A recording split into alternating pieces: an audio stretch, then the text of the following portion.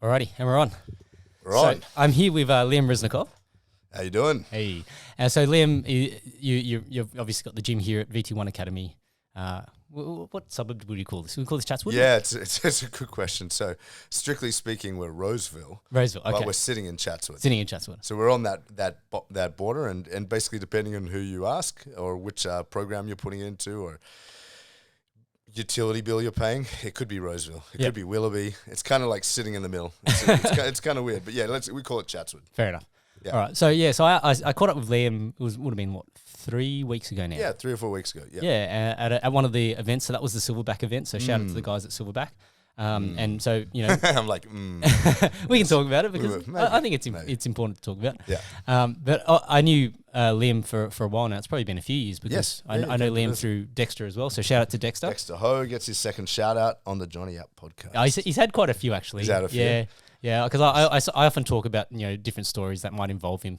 And so I don't know. I think he's a pretty avid listener, so he probably is an avid listener. He doesn't say he is, but he's a closet narcissist. Yep, Dexter Ho, training partner at Champions. Yep. Dexter's the most sought after training partner because he's not trying to rip your limb from limb. Well, to paint a picture of the people who are listening, Dexter Ho is an unassuming 40-something IT guy, very skilled, brown belt, probably about 65 kilos. Yep. Quite strong, but not strong enough to really throw his weight around. Yeah. So I think a lot of people like training. Very safe. Yep. Whenever people say grab a partner, the girls, the guys, the injured people run straight to Dexter. Yeah. Because he's really super technical, right? And he's got a fucked up arm. Like, he doesn't have much ego. He doesn't try to, he doesn't try to push through things that are bad. So I don't think he's in the history of Dexter being here, which is probably about 10 years now. I don't think he's ever injured anybody, ever. So, okay, but let me just paint this alternative picture of Dexter, right? If you didn't know I anything don't know him about outside Dexter, of the gym. right? See, I don't. So if you didn't know Dexter and you walked up to him on the street, he'd be this guy with like a seedy little moustache and goatee. He does. The Fu shaved Manchu, head. Yeah, Fu Manchu, shaved head, tattoos tats, everywhere. and cauliflower ear. And big cauliflower ears, right? yeah. So you'd look at Dexter, He gave himself those, by the way. He's never trained. Yeah. So you look at Dexter. Yeah, and I guess he does look like a gangster. Yeah, he'd look a bit scary. Yeah. Right, but then when you actually meet him, you realize that this guy's a little wuss. So I wouldn't go that far. Deep down, there's a dragon inside Dexter. And actually, funny enough, one of my favorite coaching moments, Dexter was competing as usual in a weight division higher than he actually is. I think he was competing in under 77 or something ridiculous. And it was brown belt division, and the guy was just all over him. He was just way too athletic for Dex. I mean, Dex is naturally probably a 66-kilo fighter at best. And all over him. And Dexter just never panics. You can't really tell because he's kind of zen on his face, so I can't tell if he's panicking inside. And it's 1 minute to go, and Dexter lets the guy mount him because he realizes he can't out-scramble the guy. He's just too fast. And too strong. So he lets the guy, mounts him, pops him up, and heel hooks the dude, and gets the tap, and just the audience just erupts as this like little triad midget. It was one of my favorite coaching moments because it just goes to show, like the thing that separates jiu-jitsu from anything. Yep. There's no machismo. You have to look a certain way. All you got to do is find a way to win. Yep. And that, if you remember that, you know what jiu-jitsu is, and that's what separates it from everything. Yeah. Even if you pull guard 100 times in an MMA fight, if you triangle the guy, that's jiu-jitsu. True. So that was one of my proudest moments and one of my favorite jiu-jitsu teaching moments. Yeah, fair enough. All right, well, that's enough about Dexter. So, and by the way, I've got a sore throat. I'm not tearing up. I'm going to cough. Yep. All good. So, for people that obviously, don't know you and don't know the gym and all this sort of stuff, like obviously we're going to talk about martial arts in this podcast, but we're going Dexter. Yeah, but we're going to talk about other things too. So, I guess from your background, you actually were you born here or born in South Africa? No, I was born. So before I get started, if you're going to excuse my voice, I did 3 seminars on the weekend in a row in Adelaide, and I've just totally lost my voice. So this is me coming back from a completely unusable voice box. So so I was born in South Africa. My parents were both karate teachers. And what style of karate? Yeah, Goju-Ryu. Okay. Originally they were JKA, and then they became Goju-Ryu. And then when they came here, karate was kind of their door to the world. So my dad became a real estate agent. My mum was an art teacher, but karate was their kind of way of setting up here. And it's funny, you see a lot of rich South Africans. I think that's people like, South Africans are rich. But my parents came in a period where you couldn't bring any money over. So there was kind of this generational thing where some of the generations could and some couldn't bring, you know, what they'd built, you know, until they came here. And my parents didn't, so they were kind of desperate, to be honest. So they, karate was their kind of way of making a living until, you know, they could establish themselves in other fields. So my dad arrives here, he's got to qualify as a real estate agent, he's got to build connections. So martial arts has been in my family for a long time, but it's been a way of meeting people, a way of making a living for your family, you know, a way of staying healthy. But, I mean, we were probably 4 years old when we realized, oh, we're in a dojo. Yeah. You know, so we didn't know there were things or people who didn't do martial arts. Yeah. You know, that was your life, right? That was just our life from the age of 4, Yeah. We could find that. My first memories are just dojos. Yep. You know, so yeah. So how old were you when you moved to Australia then? Yeah, so I was just about 4 when I moved here. Yep. So we came from Cape Town originally, and we came and lived in Sydney. So I've been in Sydney for my whole life otherwise. Yeah. Okay. Do you remember anything, like, do you have any memories about Cape Town or, you know, from that? It's tough when you're before 4. Yeah, so I do. I have some vague memories of traveling here. Yeah. Because we stopped in Hong Kong and we went to some places that I have some vague memories of. But, you know, memory's a funny thing. As you look at photos, it starts to become unclear if that's your memory or that's something you've seen, etc. But, I mean, I remember being here as a young kid. I remember where I lived. I remember being in the dojos, which were scout halls. But not much of South Africa. I've been back quite a lot because most of our family didn't come out till later. And that's a fascinating place, South Africa. Have you ever been? I've been once, yeah. Yeah, which area? So I think it was 2015 that I went, and I was fortunate to go. I went with Mercedes-Benz. Wow. So when I was working for Mercedes-Benz, I won an incentive trip. It was a sales trip, and then so I was the general sales manager at Mercedes-Benz in Wollongong. So we won the spot on the trip, and we got to go. I think we flew into Joburg. Right. And then that was interesting. Very interesting. Like, they basically, you know, cut you straight from the airport into this secure complex with armed guards and blah, blah, blah, blah. Yeah, and in your little complex, like it's fine, right? Like it just feels like you're in any other town, but, you know, you sort of creep to the edges and you realize, oh, there's a boom gate there, and they're like, don't go outside. Yeah. And did you go anywhere else? Yep. So from Joburg, then we actually, can't remember if we went to Cape Town first. No, I think we actually, they flew us somewhere else out of Joburg, and then we all got in Mercedes cars and we literally drove in a convoy to Cape Town. Yeah, it doesn't sound like a target at all. Right? So, well, it was pretty good. Like it was fun. Sounds impressive. Yeah. And along the way we stopped at different, I guess, reserves to do the safari thing and do all that. Yeah. And so that was mind blowing, right? Yeah, that was interesting, right? And you get to see like all the different terrain and the valleys and all that sort of stuff. It's beautiful. It's funny because there's a couple of places I've traveled in my life, been fortunate enough to travel, that a lot of people won't go because they think it's dangerous. And maybe it is dangerous.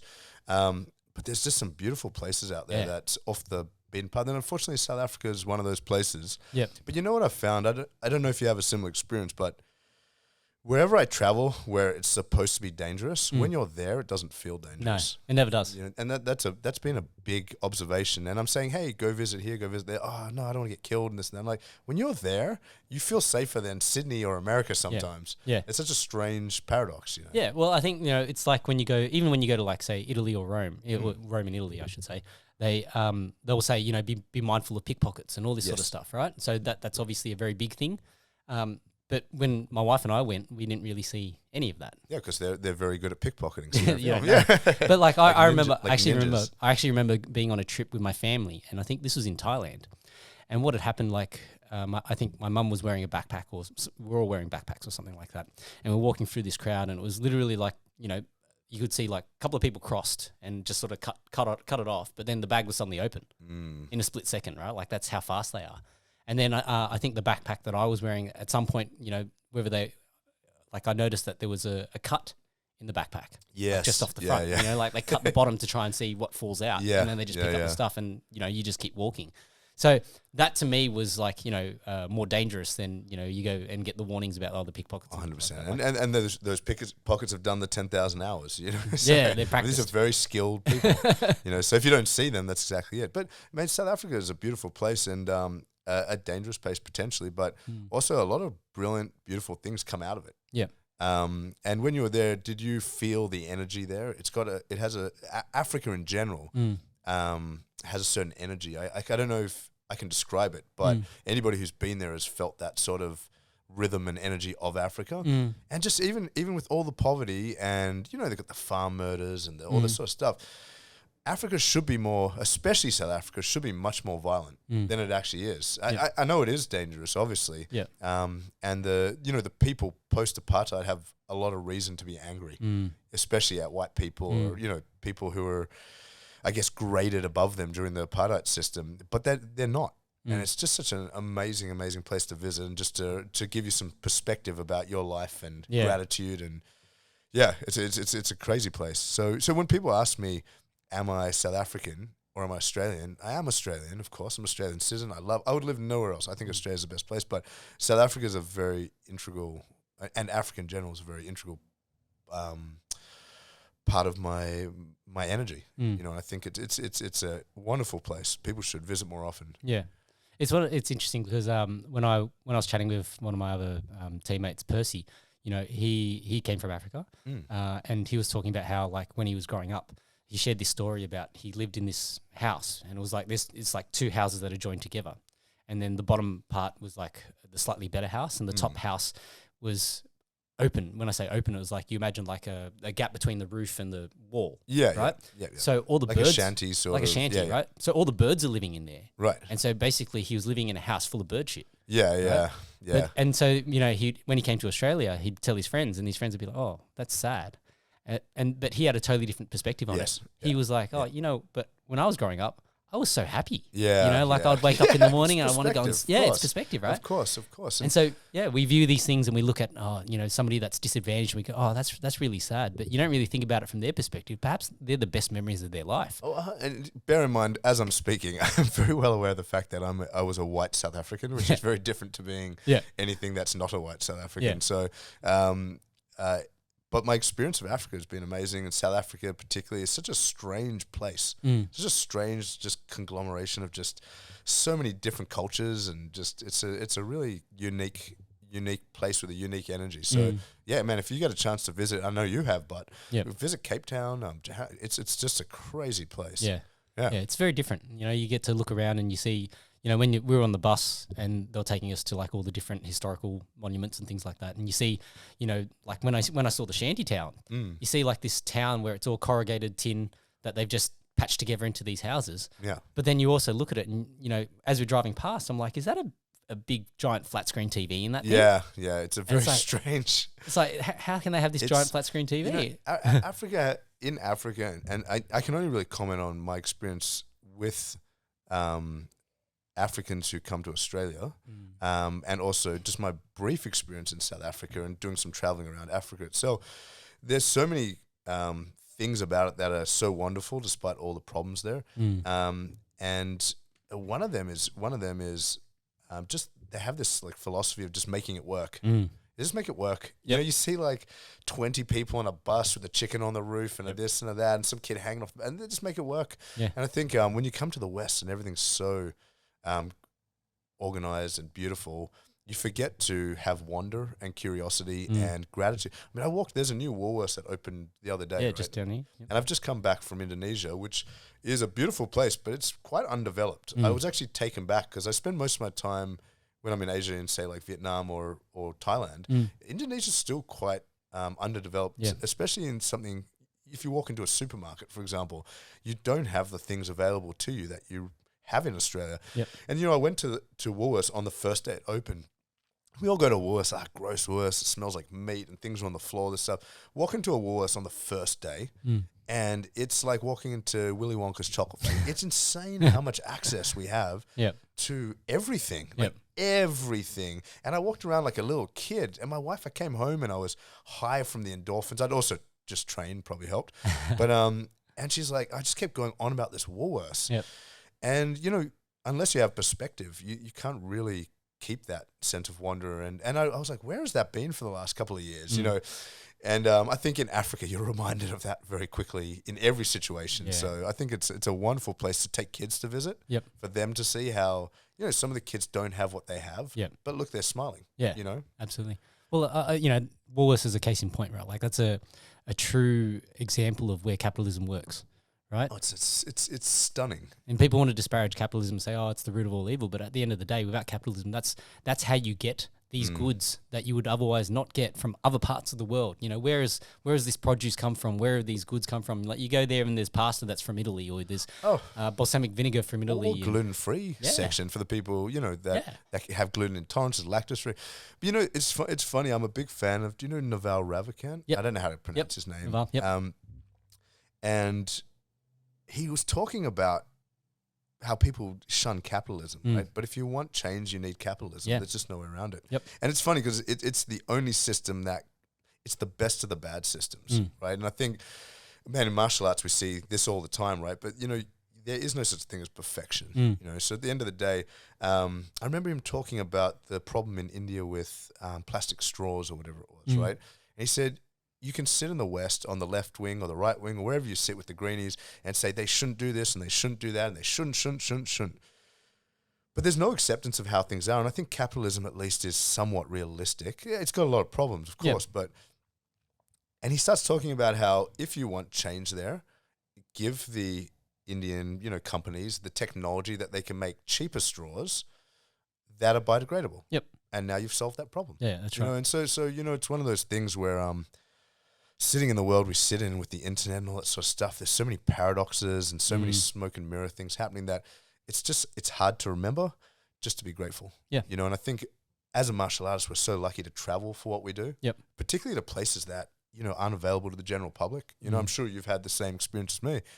And going to Africa, just as a martial artist and being able to see schools and talk to people and go, you know, it's just, there's nothing like it. Yep. You know, and I think it's everybody owes himself every couple of years a little hard reset. You know? Yeah, see things from a different perspective. Yeah, exactly. Yeah.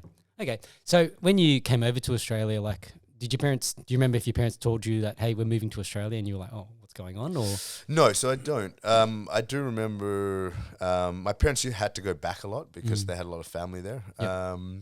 And my dad at the same time was still building his reputation as a martial artist, so he was going to Japan a lot as well, for training. So I remember being at home with my dad overseas a lot, 5-6 weeks at a time, etc. But coming to Australia was a bit of a culture shock when you call traffic lights robots, you know, and there's a bunch of other words I can't remember because I've chased them out of my vocabulary. But the biggest thing coming to Australia that there was for me as a culture shock was, so we'd be at home and we'd have an alarm system. My dad had a gun next to his bed. Okay. He had his nunchucks and his sai next to his bed. When we went on holiday and left my mum, my dad and I, my dad had a 22 semi-automatic that he'd have, you know, the bullets here. And we had an alarm system where we'd go into the house, we'd do our thing, and then just before bed, we'd go upstairs, put the alarm on, and run upstairs. And if the alarm went off, the guns come out. Yeah. I mean, this is in Australia, right? So then I go sleep at my friends' houses, and my friends sleep with the door open with the fly screen. Yep. And I couldn't sleep because I thought, you know, I'd been raised to, you know, feel that there was something going on, you know, that we had to be concerned. Yep. So, I mean, obviously that was a quick adjustment, but I mean, I remember. It's a culture shock, isn't it? It's a culture shock. You know, I mean, people don't rob your house. I mean, even if they do rob your houses, there's not much robbing and murdering, you know, besides stalking. But like random violence in Australia is just not that common. Whereas in South Africa it is. So it took my parents a long time to get rid of the guns. That sounds insane when I think about it now. But, you know, I remember sleeping at a friend's house when I was about 8 and the door was open at the front. I was terrified and I went to the kitchen and put a little knife under my I mean, 8, what am I going to do with a knife? Stab myself, you know? but that's, you know, that's the stories. You know, we were raised, this one was kidnapped down, they tied them up in their house, and that's what South Africans talked about, you know? So it took me a long time to get away from that. Yeah. Yeah, so that was probably my biggest culture shock. Wow, okay. So then when it came to schooling and things like that, you didn't obviously go to school in South Africa, right? No, I didn't. I mean, I did like kindergarten, preschool stuff. And, you know, obviously we were schooled at home by, I guess what you call the maids. Okay. Which I still bring up every time my mum says to me, hey, we raised kids, we raised you guys. I'm like, well, yeah, a little help, you know. That's right. You know, and the thing that's wonderful about South Africa is that the maids raise the children like their own, like genuinely. So they put you on their back and, you know, tie you up and they do the things and, you know, you speak some of their language as well, whether it's Xhosa, there's like 20 languages, but they have a wonderful relationship with the children. So, Yeah, I always remind my parents that they didn't do it on their own, like they say they did. Yeah. But no, I didn't. I went to school here, and I went to a Jewish school actually, which was put me with other South Africans. Okay. So I grew up with South Africans again. Yeah. So it was kind of like a culture shock, but I didn't meet a non-Jewish South African in Australia till I had a gym, and they walked in and I was like, "Are you guys Jewish?" And they're like, "What?" Like, I didn't know, because Jewish people are the white minority there, like in terms of the white people there. Yeah. I didn't know that because I was just surrounded by Jewish South Africans. We moved to a little shtetl, like a little ghetto area in St. Ives. I'm joking about it. It's a big, nice, beautiful place, but they clump together like they always have. Yeah. And but is Resnekov, like, what's the background of that surname? yeah, it's good. So it's Resnekov is Lithuanian, Russian Lithuanian. Yep. And it's there's a lot of Resniks. But of it basically means son of. Okay. So Resnik means to cut. Okay. It's usually a tailor, or a butcher. So it's like basically the name is like son of a tailor. Okay. So it's last names don't really hold that much weight in I guess Slavic sort of traditions. that I think I read that it was only about 250 years ago we even had surnames. Wow. Yeah. Yeah. So whenever I meet a Resnik, I'm like, "Hey, brother Taylor," like probably not related. Fair enough. Oh, that's interesting. Yeah, like different cultures do it differently. I remember I was talking to another friend, brother Viknesh, who's been on the podcast, and he was talking about So who was that? he was a priest in training. Oh, cool. So his name is Viknesh, right? And Viknesh. Sorry, his name is Viknesh. Brother Viknesh. Brother Viknesh. Yeah, sorry, I got you. And I asked him what his surname was, and he goes, "Oh, this is my surname, but it's not really my surname." Yes. And I'm like, "Oh, what do you mean?" And he goes, "Oh, well, the part of India where I'm from, like the surname usually just relates to whereabouts your family lives. Yep. So like the surname that's why some of the surnames are so long, is because it's describing that, you're Viknesh from under the mountains, over the sea, beneath the water, in this house on the hill, right? Like, and that's why it's telling such a story. It's telling a story. Wow, right? I didn't know that actually. Yeah. So that was really interesting. And when you think about surnames culturally, like, so for a lot of people of Chinese descent, so I'm a Yap or a Yip or a Yep. What's your cultural background? Just exactly. So my father was born in Singapore, but originally from my grandparents' heritage would be from China. Okay. Yep. So he was from Fujian, which is like the border between, basically on the east coast. My dad's last ex-wife was from Fujian. Well, there you go. Okay. So shout out to Dad. A lot of crossover culture with Taiwanese people, because, like, I guess that area, they call them Fujianren or Minnanren is the Chinese word for it, but there's a specific culture that goes with that area, as with any area, right? Great like noodles I hear from that area. Well, there's a lot of great everything, like just depending on which parts you specifically go to. His wife would say that they were known for their noodles. Okay, fair. And so, like when you start to look at surnames, like a lot of people have the same surname, obviously because there's a lot of people. Right.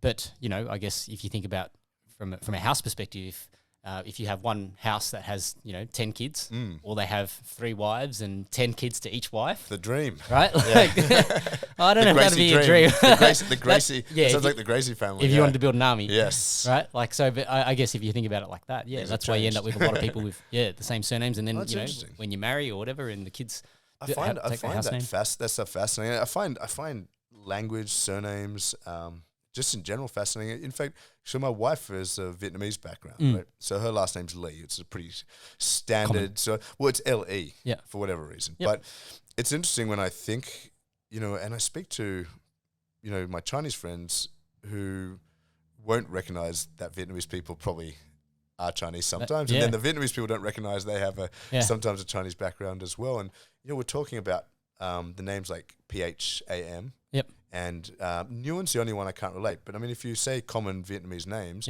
they're basically obviously Chinese names that have just a slight, variation of them. So like Pham is like fan, for example. It's like a dialect. When I went to Vietnam, where it hit me was when we went to Hanoi. Yeah. Right? Yeah. So Hanoi, we say Hanoi or whatever, and I don't know, it's probably pronounced fairly similarly in Vietnamese. Right. But what it actually, when you translate it into Chinese, it's Hernay. It's very similar. Oh, interesting. But it just means inside in the river. Right. Yeah, of course. Yeah. Of course. And so I think the delineation there was obviously when the French colonization. So then they changed the romanization of the words to use, I guess, the like the alphabet, so to Yeah, speak. yeah. With their own little. But have you ever played the game where you just go through Vietnamese surnames and then you basically find the Chinese equivalent? And they're almost identical. Pretty right? close. When you actually, Yeah. But it seems so obvious, right? But there are so many things when we lose our curiosity as we get older. Yeah. That you just don't realize. Yeah. I mean, for example, W. You know where W comes from, right? No. W. What do you mean W? W, the letter. Where does it come from? Where do you think it's derived from, out of interest? I only learnt this like a year ago, which is insane. What, 2 U's? 2 U's, Yeah. W. Yeah. I didn't know that. Yeah. And I walked around my gym, and 90% of people didn't realize it's double U because we say it W. Yeah. I mean, that's so obvious, right? You know, actually, an interesting one that came up recently, I have a guy upstairs that does jiu-jitsu named João, and he's Portuguese, not Brazilian, Portuguese. So he speaks original Portuguese. Yep. And wrist locks in jiu-jitsu are called Mount Javaka, which is cow's hand, right? So I always ask the coaches, why is it called cow's hand? They're like, because the cow's hand bends. And I'm like, that's so strange. They call it cow's hand. But, Brazilians have all these really cool nicknames for things. So I didn't think much of it. Yeah. I wrist locked poor Joao, who was a beginner, so it's not really much for my ego. Straight to prison rules for you. Mount Javaka, right? Yeah, prison rules, that's right. I love wrist locks. Mount Javaka, and he goes, oh yeah, it's cheap. I go, what do you mean? And he says, well, Mount Javaka, the cow's hand is a cheap cut at the markets. So the slang that in Portugal, not in Brazil, in Portugal, Mount Javaka means you're cheap. Yep. Like it'd be the equivalent of like just saying you're cheap. Yep. But for some reason, when they colonized, that just got lost over the last couple of hundred years. So I can ask most Brazilians, and I have asked a lot of Brazilian training partners, and they don't seem to make the connection, obviously, because that was lost on the boat over. So I guess that would be the equivalent of like French with Quebecois and like that sort of thing. But it's just interesting to see that context lost. Yeah. And then suddenly it's like, well, a cow's hand bends. Yeah. So then there's some really fascinating, I mean, language is so fascinating, just such a fascinating thing. We could go down a rabbit hole, so rabbit hole with this. I mean, but it's probably unrelated to martial arts. No, but, that's okay. but in a way it is, because, we do a lot of things in martial arts that we assume are the right thing to do for, they've got cultural context, etc. Like, for example, karate, the reverse punch and the blocks have cultural context, so does that context apply to the West, where some rugby player just, tucks his chin and starts throwing bombs at you? Suddenly he's not coming at you with a lunging punch, for whatever reason people do that lunging punch, let's not get into. But language has a very similar thing. We make so many assumptions, And in the last couple of years with martial arts and jiu-jitsu in general, is I've tried not to make those assumptions and just see what martial arts should look like without those assumptions. So, well, that's the thing. Like, I think everybody, especially when we were young, we all got caught up in this whole idea about styles. Yeah. Right? Yeah. And styles were a really massive thing. It was like, karate or judo. I loved it. It was so good. Everybody wanted to see style versus style. Yeah. Right? And I think, we started to think that, there's a massive difference here, when literally all it is, it's just, a punch is a punch, a kick is a kick. Right? Yeah. And you know this, especially when you think about forms like karate forms or kata. You have a background in kung fu. Yeah. Which style? So it's called Five Ancestors Fist. So Wu Zu Qian. So basically, it's a South Shaolin style. So there's a North Shaolin temple and a South Shaolin temple. This is what they train in. So Southern style is more short. Right. And the Northern's the longer version. Right. It's interesting. Yeah. Right. And so when you actually look at the forms, like, a lot of it has been lost in translation. Yeah. Because you see like these flowery movements, but then the application has been lost in terms of how you actually use that movement. Yes. Right? That makes sense. And so, and then over time, it's like, because you're no longer using them in a combat setting, you're not refining that technique in your kata to look like how it should be used in combat. Yes. You're now doing it as performance. And so then it gets further and further away, just like how, the cow's hand versus your cheap. Yeah. And there's context too, right? So like, for example, Wing Chun, a good example. We're taking the absolutely ludicrous origin story out of it and just looking at it as a style of boxing. Yeah. I mean, all martial arts have jiu-jitsu's got the most ludicrous origin stories too. But take that out and just look at it as a style of boxing, right? Which and I loved when Chinese kung fu was called Chinese boxing, because there is that makes sense to me. They're different styles of boxing, right? If you go around Thailand, everyone thinks of Muay Thai in the West as this kind of like sanitized thing, but every camp is completely different depending on it's north, south. What's the influence on it? I mean, who's the coach? And looking at Wing Chun, for example, in the context of what it's been taught, I mean, go to Hong Kong. You've been to Hong Kong. Yep. I mean, there's not that much room to move. Mm. You ever see it? There's a wonderful movie by Wong Kar-wai. I forget what it's called. Something Love in the Name of... I can't remember it. God damn it. And it was filmed in the old city, right? And so it's so close up, you can't actually film someone's whole body. Yeah. So they're filming either the bottom half of their body, their hands, or Yep. their face, Yep. In the mood for love. Okay. And it was so claustrophobic that you could never film a complete Both. person, right? Yeah. Now imagine doing capoeira in Yeah. It's those impossible. alleyways. You're like, you couldn't, right? Yeah, absolutely. So, I mean, we forget that cultural context, but put Wing Chun in a cage Yep. with that much space, or put boxing in a cage with that much space, put anything in a cage with that much space, there are going to be that cultural context falls away, Yeah, and that's right. suddenly there's some things aren't so useful. But it's still nice to keep some of the cultural context in Yeah. there, you know? Well, I always say when it comes to styles, like what's created the style is actually the rule set. Right. So you think about how boxing has developed, right? It's the rule set. You can't throw these certain movements. You can't use your legs. You can't throw a back fist. So therefore, those things are taken out. Yeah. And you get very good at doing what you can do with just two hands and some head movement and obviously your defense. Yeah, that's right. Then you go and add in more weapons. So you go kickboxing. So you say American style kickboxing where they don't really focus on the leg Yep, kicks. the above waist step. Right, above waist. So that develops a slightly different style versus Thai kickboxing, right? And then you go and add in elbows and knees, changes the style again. Even if you 100%. think about, you know, the genesis when you say jiu-jitsu and judo, right? Like originally it was the same art. Yeah, It was just a change in the name yeah. because obviously judo was meant to be different taught to schools of yeah. grappling, basically, Right. under the same banner. Yep. Yeah. But then you refine that, you know, you add 40 years of a specific rule set for judo competition versus jiu-jitsu competition. Nice. You've got two very different styles. We even see that today, you know, with between gi and no gi, Yes. right? Yes. You take away the gi and obviously the movements change, Yes. right? And it becomes a slightly, Different topic. Okay. No, I'm with you. I'm with you. but Of course. I'm talking about the I'm grips and teasing, things like I'm that. teasing. Yeah. Yeah. So, but you know, it There's becomes some controversial ideas there. Of that some course. people- But yeah, I'm with you. yeah. I understand. I'm joking. So, but you know, I guess what you see in terms of what Well, if you add footlocks and heel hooks, it's going to change the dynamic when you don't have footlocks. exactly. And heel hooks. Yeah, you can't reap in IBJJF rules. But you know what's interesting to watch combat jiu-jitsu? It hasn't changed jiu-jitsu at all.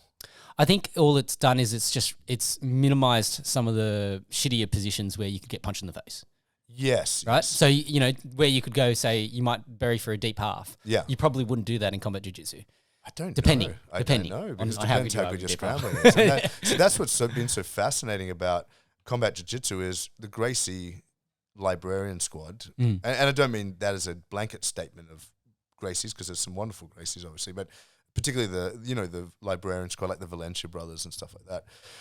They tend to talk about how jiu-jitsu doesn't work for self-defense, this and that. And yet combat jiu-jitsu, yes, there's no elbows and headbutts. I get it. But, I mean, you know, I remember Joe Rogan talking about these guys who used to do kung fu in the park and how ludicrous it was. And these weren't actually kung fu practitioners, by the way. These were guys who watched kung fu movies, And they're went just to the mucking park. around. This is an actual kung fu. Yeah. He just called them kung fu guys. And they'd be like doing this weird sparring thing and they'd be like, you're open on your ear and you're open on your this and you've got to have your guard so you're never open anywhere. Like, which is insane, right? Because you're always open somewhere. Yeah. You know, you play chess, you do any sport. Yeah. You have to make an opening to bring the person in. Otherwise, you can't reach them, Yeah. for example. But combat jiu-jitsu is a pretty good simulation. I mean, you can whack the person pretty freaking hard. Yeah, you can't elbow and headbutt, but you can whack them, right? Yeah. So as they get slapped, they take the stimulus and they move. And actually, modern jiu-jitsu with all the, you know, inverting and you know, inverted de la rivas and deep half and all the stuff and the leg locks, actually is proven largely to be okay. Yeah. Occasionally, someone gets knocked out because they're complacent, but Yeah. I think the Gracie's point hasn't actually been that salient. I think actually they're largely incorrect. Yeah. Yeah. No, I agree. I think, you know, a lot of the positions that people think, oh, you know, you can get knocked out from here. If the other person has no experience in it, you're going to catch them every single time. 100%. Like it doesn't matter. You could, if you're going against Joe Blow on the street who has never trained jiu-jitsu in his life, you could bear and bowler the poor guy. And people do. And there's a basketball fight where a guy pulls guard and he inverts and heel hooks the guy and the guy has no idea. Is that the best way? I mean, preferably you'd suplex the dude on his head. Yeah. But, you know, one way or another, you won the fight. You know, and so so it's fascinating the way rules, and you know what I always find fascinating is the necessity to make rules to push niche development. So for example, like a boxing head movement, footwork, feints and handwork is going to always be better than Muay Thai's because of the the focus on it, right? Yep. Now, does that mean a Muay Thai fighter with all his tools will beat a boxer with big gloves? Sure. Take the gloves off, keep it a lower weight division, Muay Thai guy wins. We won't even get into that, but like a lower weight divisions, especially like 60 and under, the Muay Thai fighter, because of the lack of power, is going to cream a boxer, right? With clinch and elbows and kicks and punching. But once you go up in the weight divisions and suddenly there's more value on power, suddenly boxers have a lot more overall martial efficiency and effectiveness than Thai boxers. So it's an interesting thing the way you actually have to like if you want to be good at throws, what do? You have to change the rules so there's no groundwork, or you spend no time on your throws. That's so right. Yeah. I go study judo from judo players, or take down some judo players because that's what they're good at, right? That's right. If we didn't take away the groundwork, they'd just look like jiu-jitsu guys.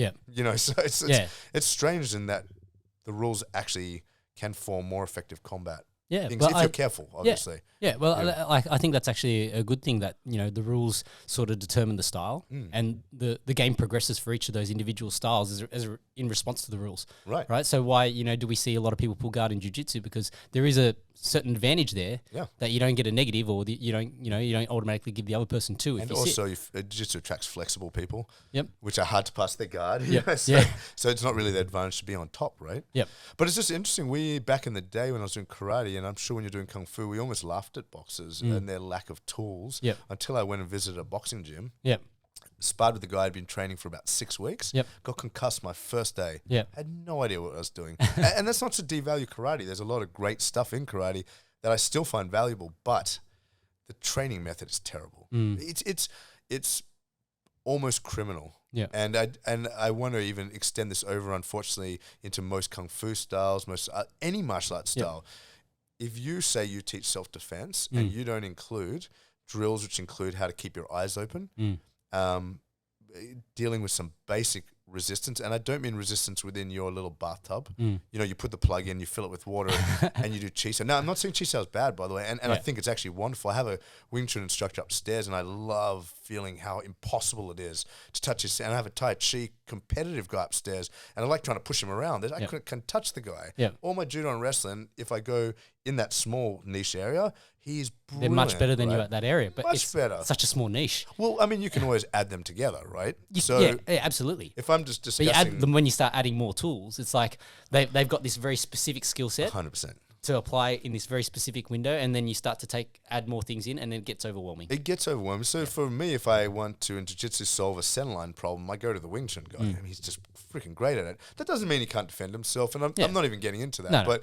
But if you teach self-defense or advertise you do, and you don't train with resistance, do drills, for example, that keep your eye, just a simple thing about keeping your eyes open, your chin down, you should go to jail for misleading people. It's unconscionable. That's the word. And I agree with you. And it's sad because my father did this, and he used karate in real life. He was in the military, and not getting into that story, but I've seen my father use karate in real life. He has a very bad temper. He's a wonderful man with a bad temper. And it can be effective, but it's just interesting because his sport training is probably what made him more effective than his traditional training. Traditional training made him strong, made him focused, gave him an insane sense of belief, which has a lot of power, as we've seen in MMA. But it was his sports training that helped him not get creamed by somebody who's not feeding him. Right? Yeah, so I have a real pet peeve against that, and I don't even know why we're discussing it. But I love traditional martial arts. There's so much value. But as soon as you say you teach self-defense, especially to children, and as you have children, I almost wanted to, at one stage I almost wanted to become a missionary for this, and then I was like, forget about it. I'm not dying on this hill, but I remember watching this documentary, and as martial arts teachers, we have a certain responsibility, right? There was this kid who was being bullied at school, and he was going to karate classes, and the more he got bullied, the harder he trained karate, and he was doing a traditional strip mall style, no sparring. He ended up killing himself, and this is sort of dragged the convo down, right? But I feel the weight of pressure of needing to be a good martial arts instructor who helps kids who come in to at least be, at the very least, semi-effective in self-defense. You can't defend against 10 guys, it's garbage. But at least be able to stand up to the school bully or someone who's bullying them.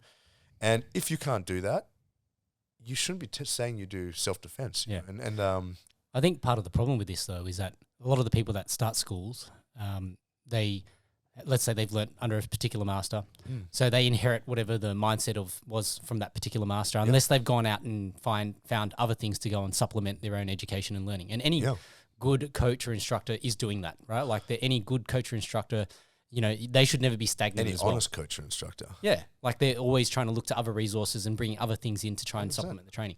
But what happens is that, you almost fall into this cult-like mentality where it's like, okay, this is the way that it is, right? And one of the biggest things that I lament about, Kung Fu is that the mentality is like, the master is the master, right? And so it's Confucianism or Taoism. I get mixed up. It's Confucianism is the one that preaches that, right? I'm not sure, actually. I didn't really delve into that side Bruce of it. Lee was very much against, I think it was Confucianism, which is respect your elders, listen to them. Yep. I forget the word, but like listening to your parents, something piety, Yep. etc. Filial And then piety, Taoism had the opposite effect, which is, innovation is the key to preservation. Yep. Evolve, Yep. Argue. Yeah, so why I lament that is because, if you think about, like, let's say the master, whatever master, you go back however many generations, you just say the best martial artist in the world that does Kung Fu, his bar in terms of his ability is 100%, right? But then he goes and teaches the next person, and the next person will never be as good as him. No. Right? Let's say they're 80% of what he is. Yeah, and he'll right? never let them Get to be 100%. better than 100% because then he'll lose his throne. Exactly. And so then by the time you've gone 2 generations in, you're already at 64% because 0.8 times 0.8 and you'd end up at 64%. Yeah. How is that art meant to Sound develop? like you're talking about inbreeding. Right? You are, in a way. How is the art meant to survive? No, and Right? it's funny you say that because innovation is the key to preservation. And that's actually why I left the Gracie, so we were at Gracie school, actually left because of that very reason, which we can get into that sort of stuff later, but that's exactly what it's like. And I was going to say, even myself now, I'm hitting 42. Yep. And, I have young athletes that are beasts. And I'm lifting, I'm on the Aerodyne, I'm going to seminars, I'm flying to train with John Danaher just to stay ahead of them. Yep. And one day I said to myself, I can't keep living like this. I cannot keep living like this, right? Yeah. And I realized jiu-jitsu is the only sport or martial art where the coach is expected to beat the young athletes. Can you name any other sport that holds true? Anything. To beat the young athletes. Ooh. The coach will not be respected unless they can beat the athletes. I suppose it really depends on how old you are, really. Like, you wouldn't go to an old boxing coach and expect, like a 60-year-old boxing coach, Well, that's like a Customato to be able to. Well, that's Biff the a problem, Mike Tyson. right? So then I have Right. to wait till I'm 60 and Yeah. broken for people to respect me. That's freaking weird. So I'm still that young martial artist at heart. So I'm lifting, I'm traveling, training. I can't keep that up. And actually, it's funny that as I'm getting older and I have kids now, I'm starting to move into, I guess, what you'd call more of a coaching role. And in my personal practice, which I think coaches who don't have a personal practice should also. Never mind. We'll get into that at a different time. But if you don't have a personal practice, I don't understand why you'd even do this. There's other ways to make a living. You know what I mean? That's right. But in my own personal practice, I'm actually starting to now plan to lose weight, keep my weights up. But I'm going to take my Aerodyne work down because at some point it's not that healthy. Yep. You know what I mean? To do too much anaerobic stuff. Yep. And I'm starting to look at, I guess, what you'd call like some sort of like aging peaceful warrior sort of. It sounds cheesy saying it, but that's actually where I'm going now because I can't keep putting this pressure on myself. It's having adverse effects. And I love being able to beat my guys, but at some stage I've got to accept they're going to beat me. Yeah. You got to pass the mantle on. You want them to actually be better than you. Well, no, I mean, and I do try to make them better than me, and them trying to kill me is keeping me up. But I'm starting to get to the stage where I'm getting wear and tear, and Injuries and I'm enjoying the training. But it's funny because this is the only sport where the coach has to beat the students. And who is the most prominent coach in the whole world right now in jiu-jitsu? John Danaher. Does he roll? Well, not often. No, He's got not a bad at all. hip, bad knee. No, he doesn't roll at all. Yeah, he hasn't rolled there you in go. 20 years, I think. And maybe a little flow Little here bit and there, right? Yeah, he'll flow with some of I those people. personally don't want that for me because I enjoy the rolling, and actually a lot of my teaching comes from my own rolling experience. So I can't imagine. I mean, you were talking about being a commentator and having your fight last week, right? And how that feeds the other thing. Like it will inform your ability to commentate effectively, right? So a coach should always be training. Yeah. But I want to, and most coaches should be aiming towards taking on full-time coaching roles while maintaining their personal practice. But that relationship has to change. Yeah. You can't be, I'm a full-time athlete still. Yeah. You know what I mean? Which is insane. If you That's one of the reasons why, you know, I haven't really jumped headfirst into coaching. Like I know it's there at some point in my career, but it's like, I feel like until you can be wholly invested in just your people. Yes. Like it's hard. You shouldn't be a competitor and an athlete at the same time. And not to say that I'm competing heavily. Yeah. But like, you're different. Yours is a bit different. It's different between having a little vision quest here and there. Yeah. You know what I mean? You're not aiming to be in the UFC, no. for example. Yeah. It was just having a little waterfall, reverse punch session. Here and there, that's good for you. Yeah. It's good for your spirit, right? Yeah. But it's interesting. My relationship's changing, and I've started trying to think about, you know, I want to be around for my kids. I want to be on the mat till I'm 90. And I used to idealize Elio Gracie. But when I look at him now, I look back, I'm like, he stopped rolling when he was 60. Yeah. Carlson Gracie, last time I saw him, he's passed away now, a great man, great fighter. When I met him, he was only 55. He was so overweight he could barely stand up. And he was watching a Brazilian soap opera and eating popcorn in the back of Copacabana Academy. And I thought to myself, shit, jiu-jitsu talks about this, but kung fu does it. And traditional martial arts does it. My dad has some heart, you know, things like most old, you know, Jewish men. But in terms of physical abilities, he's 70. Yep. He can jump, squat, tie his laces, do 100 push-ups. He's kept his martial arts practice up his whole life. Yeah. You can't help genetic stuff, obviously, but he's a physical specimen. One of my black belts, Eddie Calabotti. Do you know Eddie Calabotti? He's 62. Yeah. I mean, he got his black belt when he was 55, and he's a genuine black belt, not an honorary black belt. Yeah. And I look at these guys, Eddie's boxing, wrestling, this and that. I'm like, that's what I want to do. Yeah. And then I look at jiu-jitsu, I'm like, how many of our heroes actually rolled? Hickson can't even roll. I went to his academy a bunch of times. Wonderful teacher, wonderful man, but he can't train. He can barely just get on the mat here and there. I thought something's got to change here. There's a paradigm that has to shift. Yeah. You know, in reading his book, I can see the problem. He's still chasing the warrior lifestyle. Yeah. He's not chasing the general lifestyle. Yep. You know, I think the general of the team. Well, so this is the thing. It's I always say this is the difference between the mindset of a fighter and a martial artist. Right? Anyone that competes or has jumped in a cage or a ring or jumped on the competition mats, you can say he's a fighter. Yeah. Right. Of course. But the martial artist is the person that's still doing it 20 years on. You know, like, and I guess you know, the most 80. Like 80 like you know, no, I know what you're saying. I get you. Like from today, you know, like take whatever age you are. You know, you're 42. Yeah. So in 20 years' time, you'll still be doing this. 100%. You know, I'm 38. In 20 years' time, I'll still be doing this. Like, you know, I think the most prominent example we could say, well, the most well-known example we could say for us would be GSP. Yeah. Right? Yeah. He's retired for competition, right? But still looking jacked as anything. Yeah. Yeah. Well, and training. It's a different topic, but yeah, he's a wonderful master. I try not to idolize people, but he would be the closest person to someone I idolize. Just a wonderful person, a wonderful martial artist, just prime example of what I want to keep doing for my life. That's right. But I think it's also different, you know, because for us, we've got family, we've got kids. Like he doesn't have that.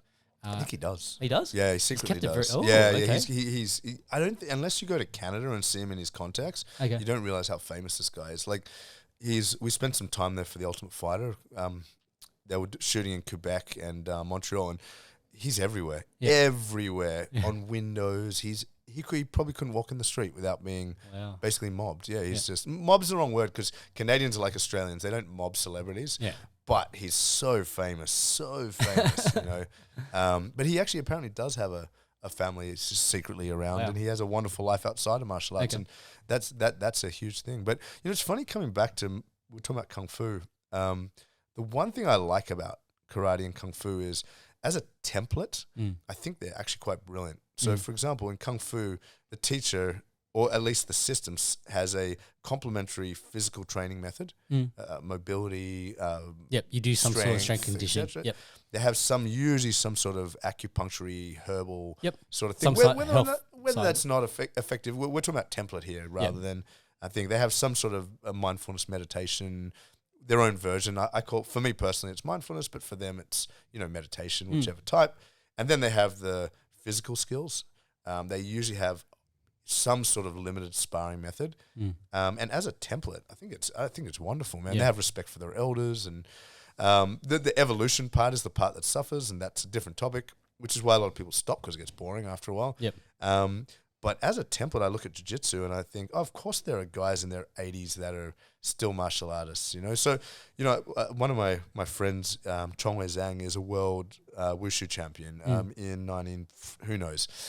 His father was the head of the Beijing Olympic gymnastics team. Yep. Right. He's 76, I think. Yep. I've got a video of him like a month ago doing handstand walks and cartwheels. What? Yeah. So he's kept his daily practice up. He does acupuncture with his gymnastics. So even as a gymnastics coach, he has a holistic approach to things, and it's a wonderful. I mean, if I can do walking handstands when I'm 75, that's it. I'm happy. Yeah. You know, so I Isn't guess it funny the contrast with jiu-jitsu, where it's like Well, people it we come is. in, we do a limited warm up. If you're a purple and above, you generally skip the warm up. Yeah, it drives me crazy. I'm going to start on that. I kill my students. But You roll and then you don't even stretch. You just go have a shower and you go home, or you just go home. But you know what? Here's the thing, right? So like, I remember watching Choke. I'm sure you watched Choke, right? And I saw Hickson doing yoga. Yeah. He has The breathing his waterfall, his exercises. breathing exercise, jiu-jitsu, and I thought that is the template. Yeah. He fought Valetudo. He fights in the gi. He's a complete martial artist. Now, his application of it has cost him his body. Because, unfortunately, yoga in itself is probably not now what we understand to be a complete health system. No criticism to yoga, but once you go see a sports scientist, you realize some of the deficiencies in that. But as a complementary system, it's great. I look at the Kung Fu methods. They lack a lot of low squatting. They do the low stances, but there's not a lot of being on the floor, bridging, sitting, any of those sort of movements, which you really need to do to cultivate youth and grow old well, you know.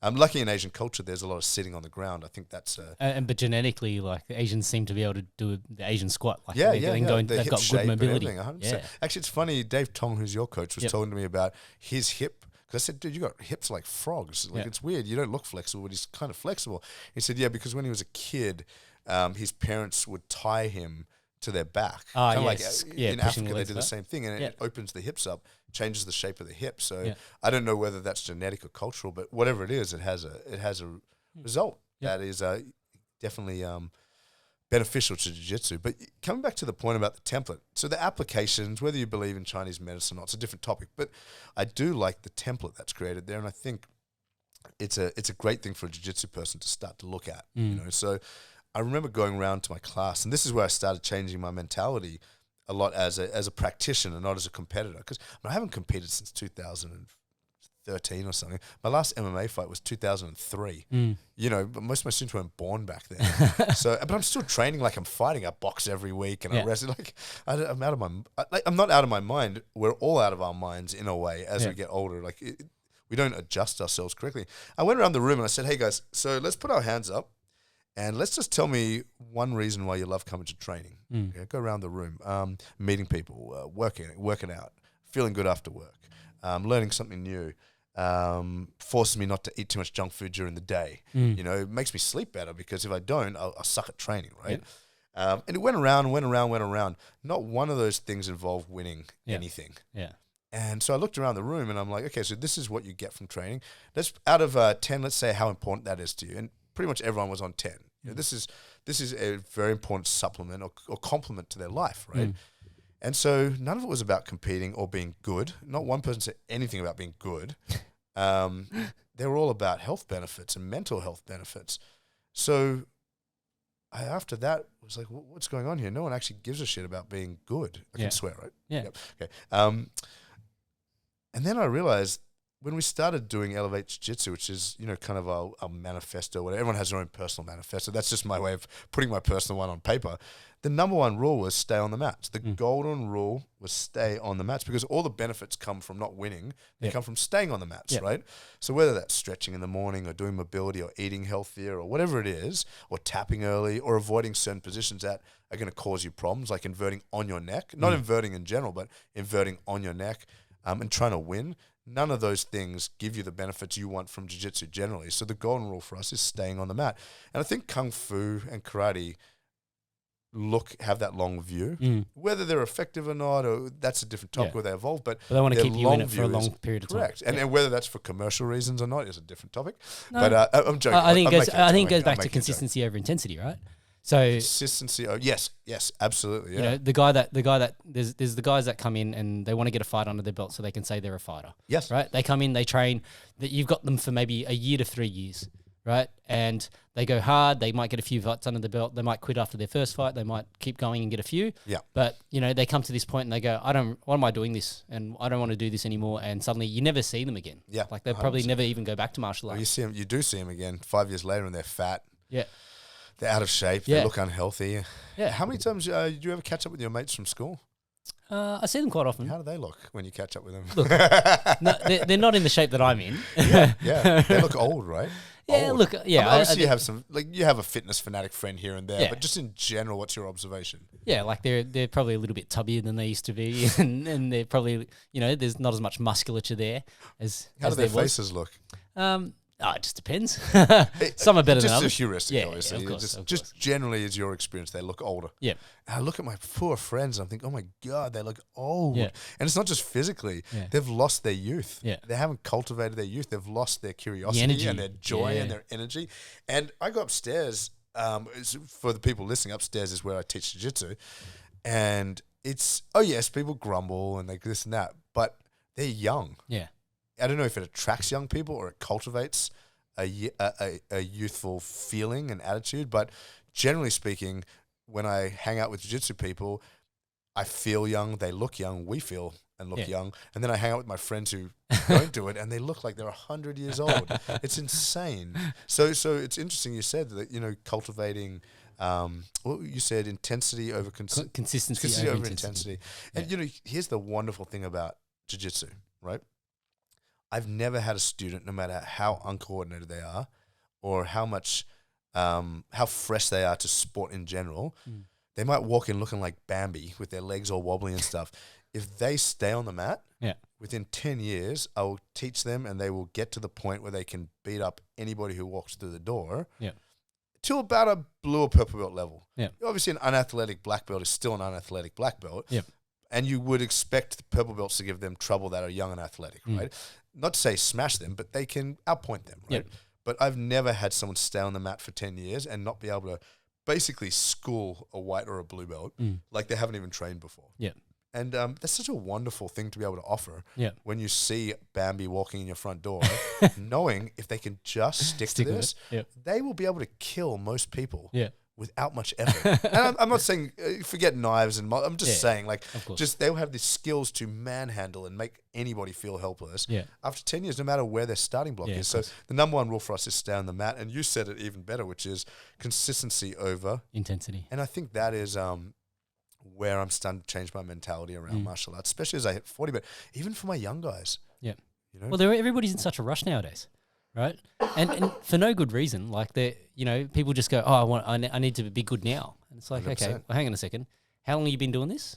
And then it's like, how many years have I been doing this? MMA is the worst. Jiu-jitsu's bad, but MMA is the next level on that. Well, and because there's so much to learn as well, right? Yes. You've got so many different skills, and then people just go, "Oh, I want to be able to do it all." Yeah. And so that's why it's like, you know, like even for me, my own fight, like one of the commentators made the comment that, you know, I'm so relaxed. Like, I noticed that. And I thought that was quite impressive. That's your traditional martial arts background. Yeah, right? I'm like, I was having fun. I'm smiling. Like it was funny because they thought I was talking shit and I'm taunting. I'm like, no, I'm just smiling. Yeah. Right. And I can be so relaxed because it was no different to me being in the gym. Yeah. Right. Yeah. It's the Danaher plank parable. You know, you put the plank on the floor. I ask you to run across it. You could do that 50 times with your eyes closed. I put it 50 stories in the air, and you start freaking out. You go, "What if I fall?"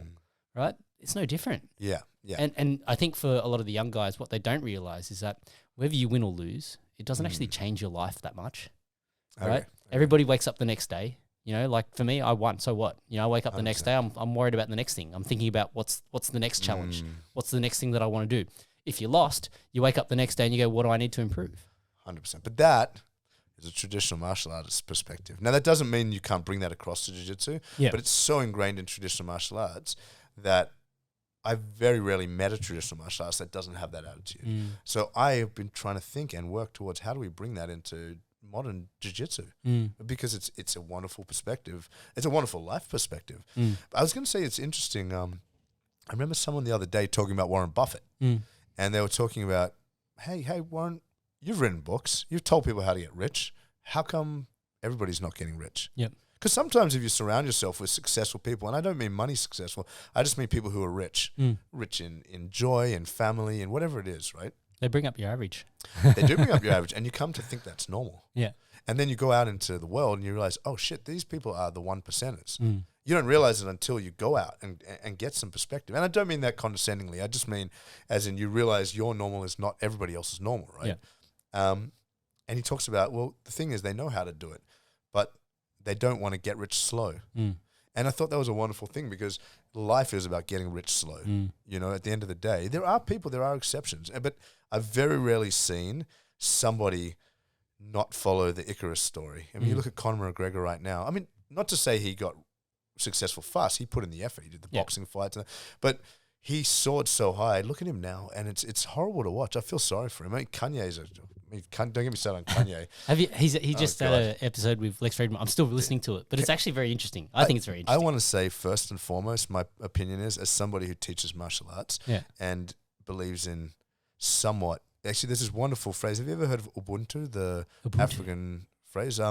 Doc Holliday, the basketball coach, used it to turn his team around. So Ubuntu is this concept that basically Nelson Mandela used it at first. It was the first time I heard it. It's an old concept, but he used it to stop people being basically murdering the Afrikaners when, you know, the apartheid fell and he came to power. And the concept is very simple. It's like my humanity is only expressed through yours. So if you're successful, I can be successful. If you're not, I can't be successful. Yeah, I can be wealthy, but I can't be rich. You know what I mean? So I can't be successful without you being successful. So it's basically like, it's translated roughly as I'm human because you're human. And it's a really, really, really wonderful saying. And bringing that back, because I haven't had any sleep, I have no idea where I was going with that. Can you put me back on track there? Lex Fridman. So, you know, man, firstly, as somebody who's culturally what you'd call Jewish, right? I wouldn't call myself religiously Jewish, but I'm culturally Jewish.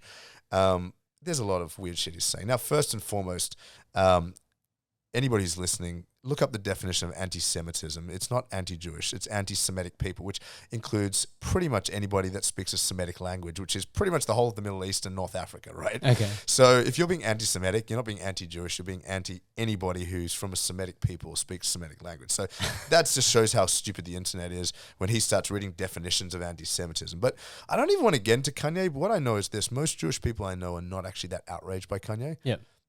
Most people who are saying it's anti-Semitic aren't actually the Jewish people, right? Most people who I know who are reasonable and have some community feel in their life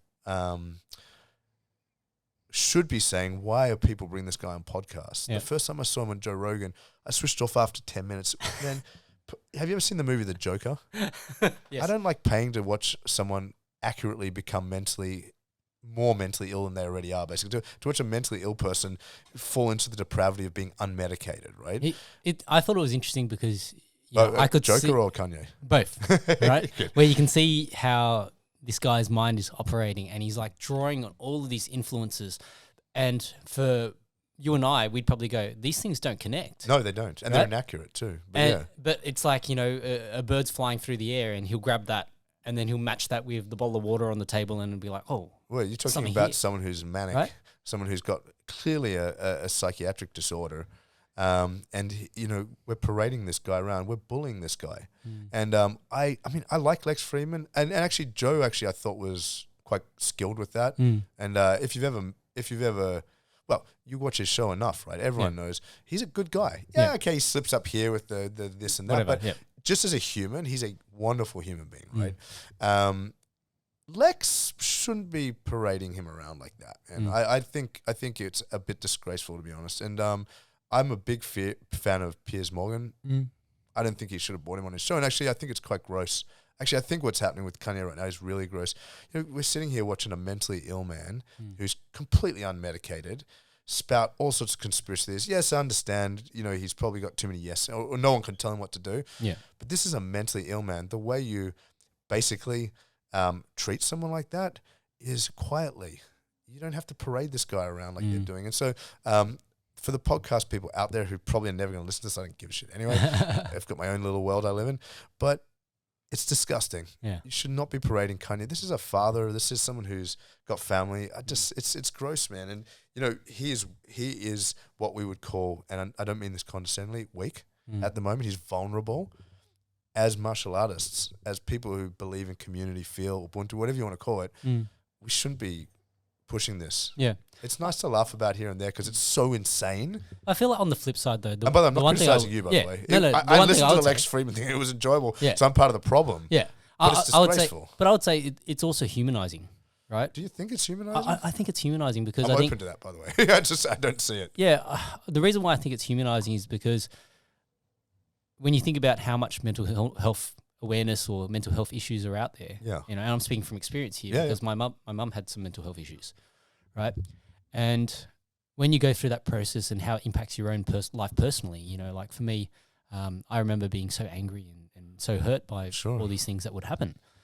And you don't really know how to verbalize it. And you sort of come to this point where it's like, you know, well, if this person is going to be crazy, so to speak, for the rest of their life, you know, can they be crazy and happy? Because even though I don't see it the same way that they see it, and they have this perception that this thing is very, very real, and this threat or whatever it is very, very real to them. By me discrediting that, does that make the situation better or worse?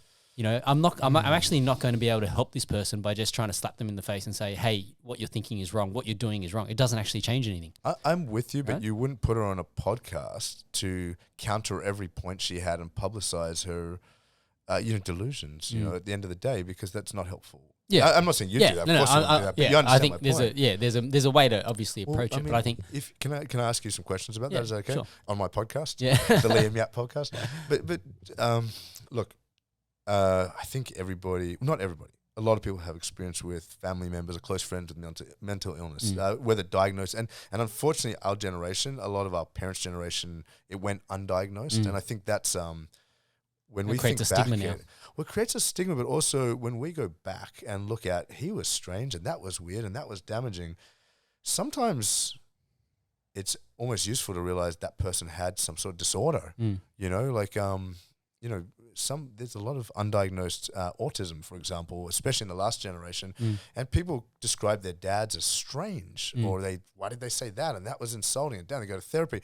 And then later on in life, they realize my dad is not conscious of that. Not mine particularly, but I'm saying, my mum or whoever is. Yeah. They're not conscious of these things. They actually have some sort of uncontrollable disorder that may or may not have been better with medication or training or whatever. But my question to you is this. So as a young man, and I'm going to make assumptions here, so please correct me, right? I imagine your mum, if she was suffering, had some behaviors you felt were made you angry or outraged, felt that were damaging towards your own confidence or whatever it was, right? I don't know anything about your mum, but I'm just making my stuff up based on my experience. And the first thing you do is complain about it and this and fight and fuck you and all that sort of stuff. Not necessarily you, but I'm just saying in general. You tell your friends about it. You tell your dad or whoever it is about it. You write papers about it. You tell your therapist about it. As you get older, you come to find hopefully some soft spot for that because you realize they're not doing this to hurt you. But Kanye is mentally ill. There's no question about it, right? And I don't mean that in a way that I don't want to create a stigma around him being mentally ill, but his expression of his behavior now is not somebody who is taking care of their mental health.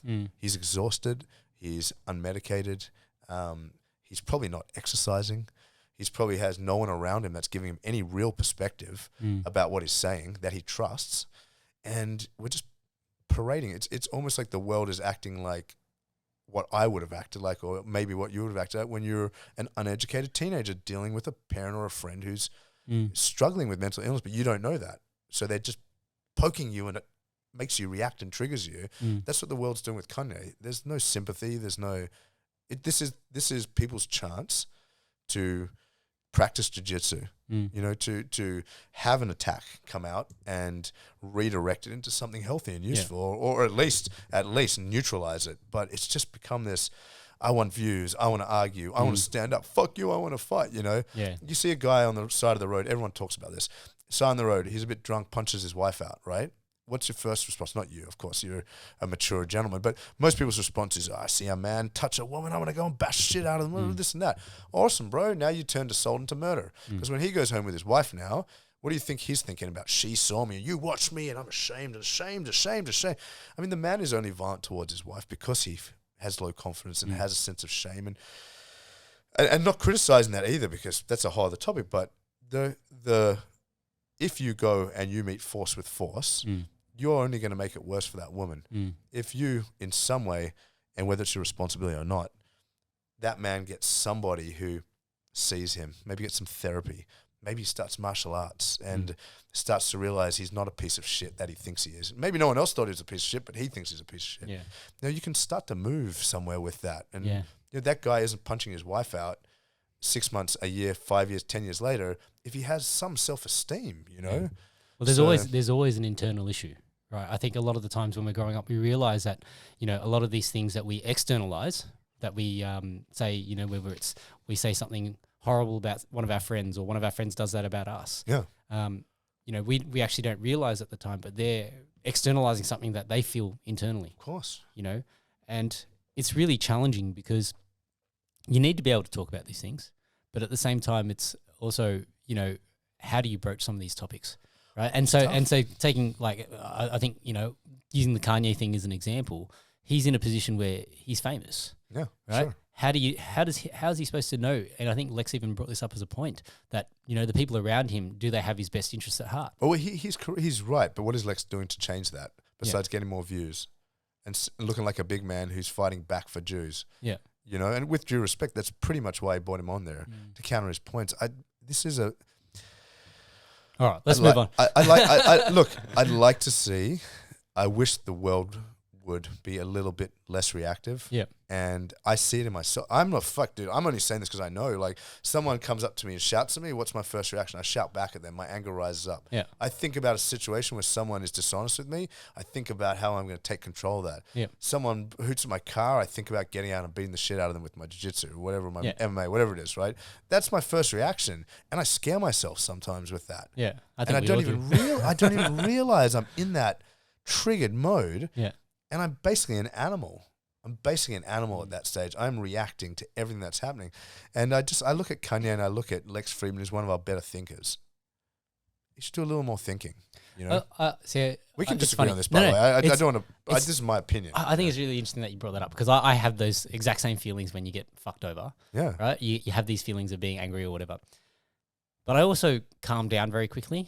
Like, for me, it sort of subsides very quickly, because then I guess, you know, growing up as a Buddhist, my parents were Buddhists. Well, you come back to this idea of karma, right? And so you just go, like, for me, I sort of go, okay, I'll let it slide, because who knows, you know, yes, this person has effed me over in this particular life. Maybe I effed them over in a previous one, right? Yeah. Or alternatively, you know, justice is yet to be served, right? Yeah. So I found that, you know, and that's why I love talking about religion, because I think there's all these different lenses that people can use to actually make their life better, right? Yeah. And I'm not trying to, you know, I'm not preaching to say that people should go and become religious, but I'm saying people should go and take... Well, I actually think they should do the opposite, but Buddhism is a wonderful practice. That's a whole different topic. No, I think you know, people need to have these different lenses to view things. Yeah.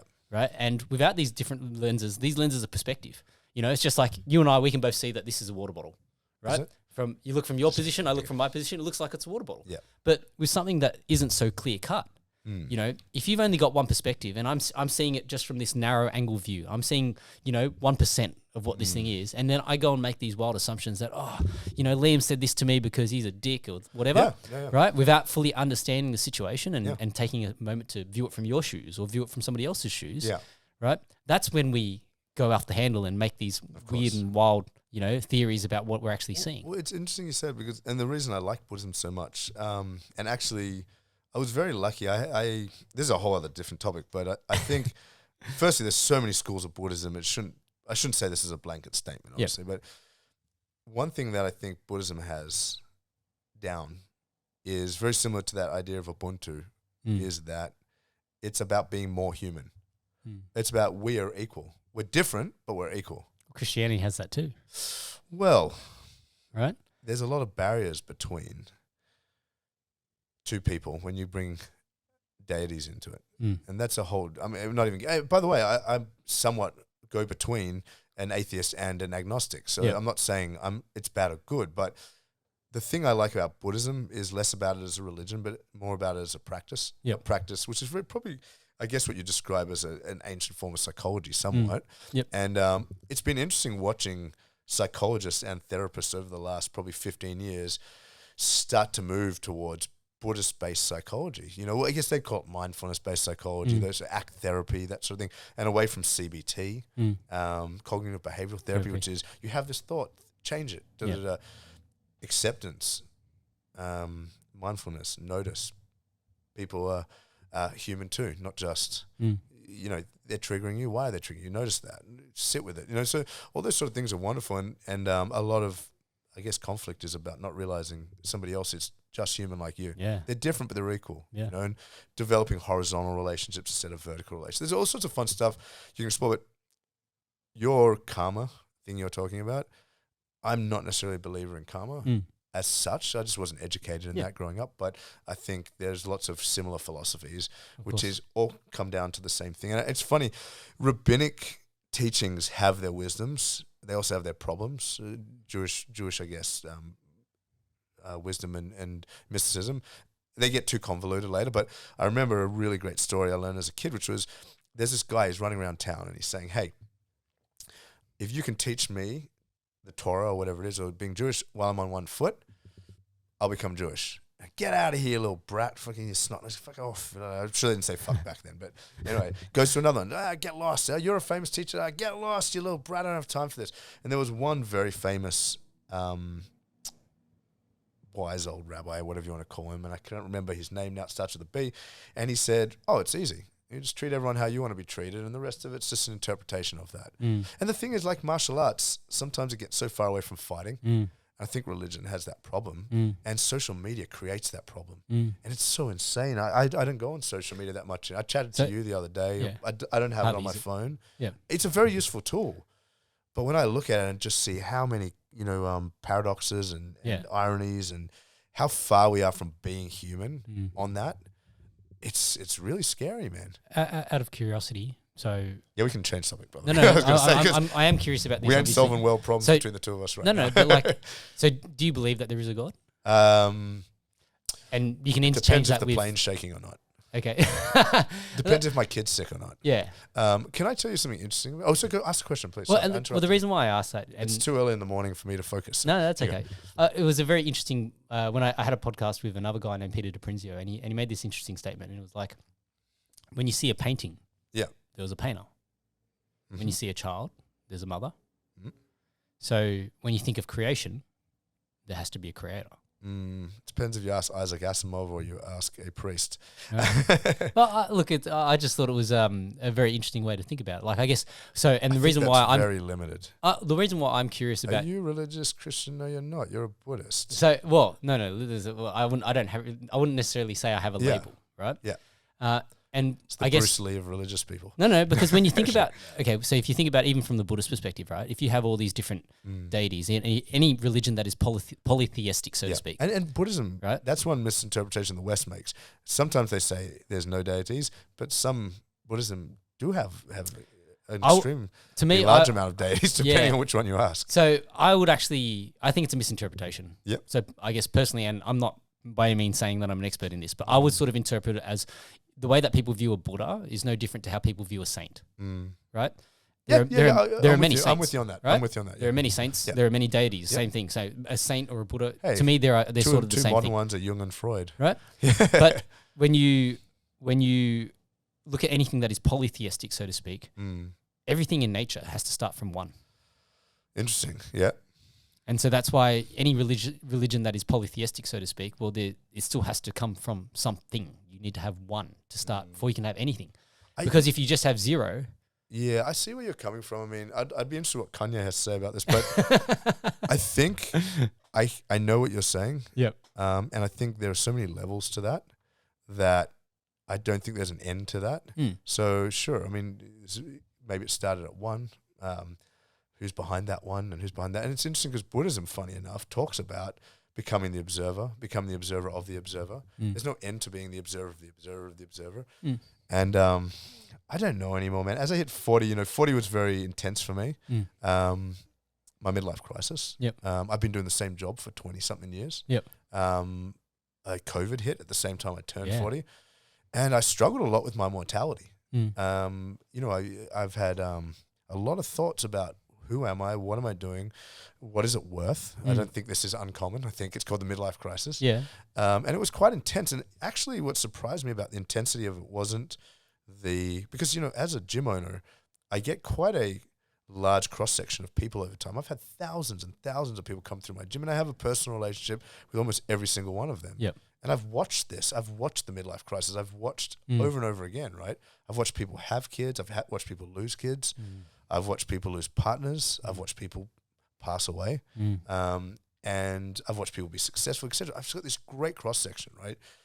And it didn't make any difference. It did make a difference. That's not fair. It did make a difference because I can't compare if I hadn't done it. So I don't have perspective on that. But I was shocked by the chronicness of it rather than the acuteness of it. I expected to have my midlife crisis and that's it. But actually, the acuteness of change in my life has been the most challenging thing. I've changed jobs before. This isn't my first job. I thought you just decide and one day you wake up, you read a beer cap and you're gone. Next thing, that's what the movies tell us, right? It's not like that. Every guy I speak to that's changed jobs or changed, this or had kids or decided to marry a woman, most of them don't dive headfirst in. It takes years to decide you're going to marry that person, So the chronicness of change is very challenging. But coming back to the point, I thought a lot about deities. I thought a lot about religion. I don't know where I sit. But, I used to get on the plane. I put my hand on my head. I pray to God, please take care of me. Let me get back to my family. At night, I do a gratitude prayer now, which I picked up while doing a documentary on Muslims in Australia. There was this wonderful sheikh. God, at the top of my head is the surfing sheikh, and I can't remember his name now. Anyway, he does this thing with his fingers where he goes through the things he's grateful for. And I watched him, and I watched him do his prayers, and I thought, wow, what a wonderful practice. I'm not a Muslim, but some of their practices are wonderful. Stopping during the day to pray and be grateful. What a wonderful, wonderful practice, right? Yeah. So now at night I do my 10 fingers. I touch that. Thank you for this. Thank you for that. Thank you for this, that. I try not to ask for too much and just be thankful for what I got. But the thing I came to was I'm on the plane. I'm getting sidetracked. Sorry. I'm on the plane, and I usually pray. And then the plane shakes. I'm scared and this and that. And I was lucky. I had a lot of therapy and, some mindfulness-based training, some Buddhist-based training. And I watched myself and let go and realize all that sort of stuff, right? One day I got on the plane. This is a couple of weeks ago, actually. I hadn't flown in 5 years. And I said to myself, people die when they travel. Over the last thousands of years, people die all the time. Trips on boats and planes and this and that. And I'm part of that tradition of traveling. And if I don't get to the other side, that's me. And I wasn't scared on the plane. It shook. I wasn't scared because I let go of control suddenly. I didn't do that consciously. It's just what it was. It just came to me when it came to me. And I guess that's getting rich slowly. At the end of the day, I could have told my 20-year-old self that. There's no way I could have. Yeah, but you wouldn't have accepted it because your ego wouldn't let you. Coming back to deities and religion, I don't know how useful it is to argue. I love arguing, of course, but I mean, that's a Jewish classic. But I don't know how useful it is to figure out that whether there's one or if there's something that has to be a creator. I don't think there has to be a creator. I think there's lots and lots of other explanations that are all logical, including the creator theory. I don't know how useful that is, man, to be honest. But I think the practice of living is useful, and that's about it. The practice of even being grateful and doing that gratitude 100%. Oh, 100%. That is, I think, that's probably the crux of it. Well, exactly. Like, that's the question only you can answer. The thing is, coming back to jiu-jitsu, the Gracies happened upon this wonderful martial art. At the time, it was called judo, right? It was called jiu-jitsu, but we know it as judo right now. They only did it for about a year and a half, and then they started teaching it. Then they created Gracie Jiu-Jitsu, and for a while it was very fluid and wonderful, and it was, it was modern and it was evolving, and then suddenly they grabbed onto it and tried to cement it in time, and they became librarians. That's the point where I left to do my own thing, and I had a wonderful time there. I feel like religion does that to some degree, And I think the practice of getting on the mat with somebody and practicing leverage of my body over your body and the mind games of putting a time on the wall and playing strategy and chess with the other partner, that practice is what's important. Every other story you add to that, nobody owns that. Yeah. So I'm not saying you're wrong, by the way. No. I'm just thinking aloud. But to analogize that with religion, right? It's not about the religion itself. It's about your relationship. Yes. With whoever it is that you want to have that relationship with. You don't necessarily have to have a relationship. You don't have to do anything. You can say that, whoever you are, you have no impact over my life whatsoever. Yeah, well, but I guess my point is just picking somewhere and practicing is more important than what you practice. Yeah. So if you believe that there is a deity that created and that helps you become more human, cause less damage, look inside and become a better, more grateful person, I am so happy that you think that that's that and that works for you. Yeah. And I have... It's different for everyone. Well, I don't know if it is or isn't. Maybe there's one answer for everybody. I know in my short life I won't find the answers. That's what everybody wants, though. See, that's the social media thing. Everybody wants the silver bullet. Of course. They want the black belt in 3 years. And that's why they're not Warren Buffett. Yes. They want the instant fortune. They want all these things today. Well, I asked John Danaher. So I've had John here a few times and had the fortune of spending a lot of time with him one-on-one. Yep. He's a very interesting fellow. Yeah. I have so much gratitude I've got to spend that sort of amount of time with him one-on-one because he's not how you see him publicly. Yeah. And not in a bad way. He's just a funny... normal guy. I wouldn't say he's normal, but he's definitely parts of him are normal. He's just a funny guy. He's got a great sense of humor and he's very interesting. That's all I can say. And he's very interested. Yeah. Oddly. First time I met him, he spent the whole time asking me about living in South Africa because he just didn't know that many South Africans at the time. We didn't talk about jiu-jitsu at all. He just wanted to know more. Yeah. He was a very curious man, right? And I said to him, so what set you ahead of all the other guys? Why is Danaher Descott any good? And he said, look, first of all, I'm a great talent spotter. Yeah. He said, look, my students are very talented. They listen, they have time, they commit, and they're smart, right? So that was his first answer. And the second answer he said is, I teach 8 privates a day minimum, 6 days a week minimum for the last 20 years. If I rocked up and did that job without being curious and paying attention, firstly, I'd probably kill myself. Yeah. And secondly, I'd get nowhere, right? But where we are now with the Danaher Descott is just because every hour I'm teaching, I just try to get better and I ask better questions and I ask better questions and I ask better questions. I said, I don't waste an hour. Now, if you watch his instructional videos, because I've done a lot of privates with him, each video is basically his private lesson. Yeah. But it's interesting because I've done private lessons on the same topic over the last 10 years and they've got better and better and better. Some have stayed the same because once you get a good enough answer, you can set up camp for a little bit, you know what I mean? Until a different threat comes along, right? But it's interesting. All he was basically saying to me is, I just pay attention and put effort in. And that's it. And I'm curious. And that's why Danaher Descott is great because for the last 20 years, I got rich slowly. And I think that's a wonderful, wonderful thing. So wherever you set up camp with religion, as long as you're learn to be more human, trying to create horizontal relationships instead of vertical ones, to protect yourself from your own power and those sort of things, and not doing any harm, having a community mind. I don't care what you do, but you're going to have some good results. So, and I think it's worth telling yourself the stories you need to tell yourself because I need them. Everybody needs them. Of course you do. Everybody wants to hear a good story. And it's interesting you say that because I would never have got started in a lifetime of martial arts if I started in jiu-jitsu. Really? Well, I wouldn't have. Well, who was going to inspire me? Maybe Hickson, maybe at best. I started in karate reading black belt magazines and stories about Miyagi this and this one and that one and Yamaguchi and all these guys and the Yakuza came in and this and he broke his arm and this and that and he was a kind man who did this and that and he was a strong man and he got sick but he got better because he focused his shit. All this sort of stuff. To me, being a martial artist was about being a superhero. And the stories are what made me want to be a martial artist. True. The stories that I could stand up and I could be someone, I could be strong. No matter what came in life, I could bend like the willow tree or whatever the hell it is. I get mixed up, the bamboo, and come back. And there's an answer for everything. You just have to keep seeking. I didn't get that from jiu-jitsu. I got that from traditional martial arts. So okay, to switch gears a little bit. So yeah, we're totally switching gears. Let's switch gears. In high school, right? Like what kind of a kid were you? In high school? I was a kid who loved stories. Obviously. Yeah. But did you have any idea what you wanted to do when you finished high school? when I was in year 12, I knew I was going to be a coach. Okay.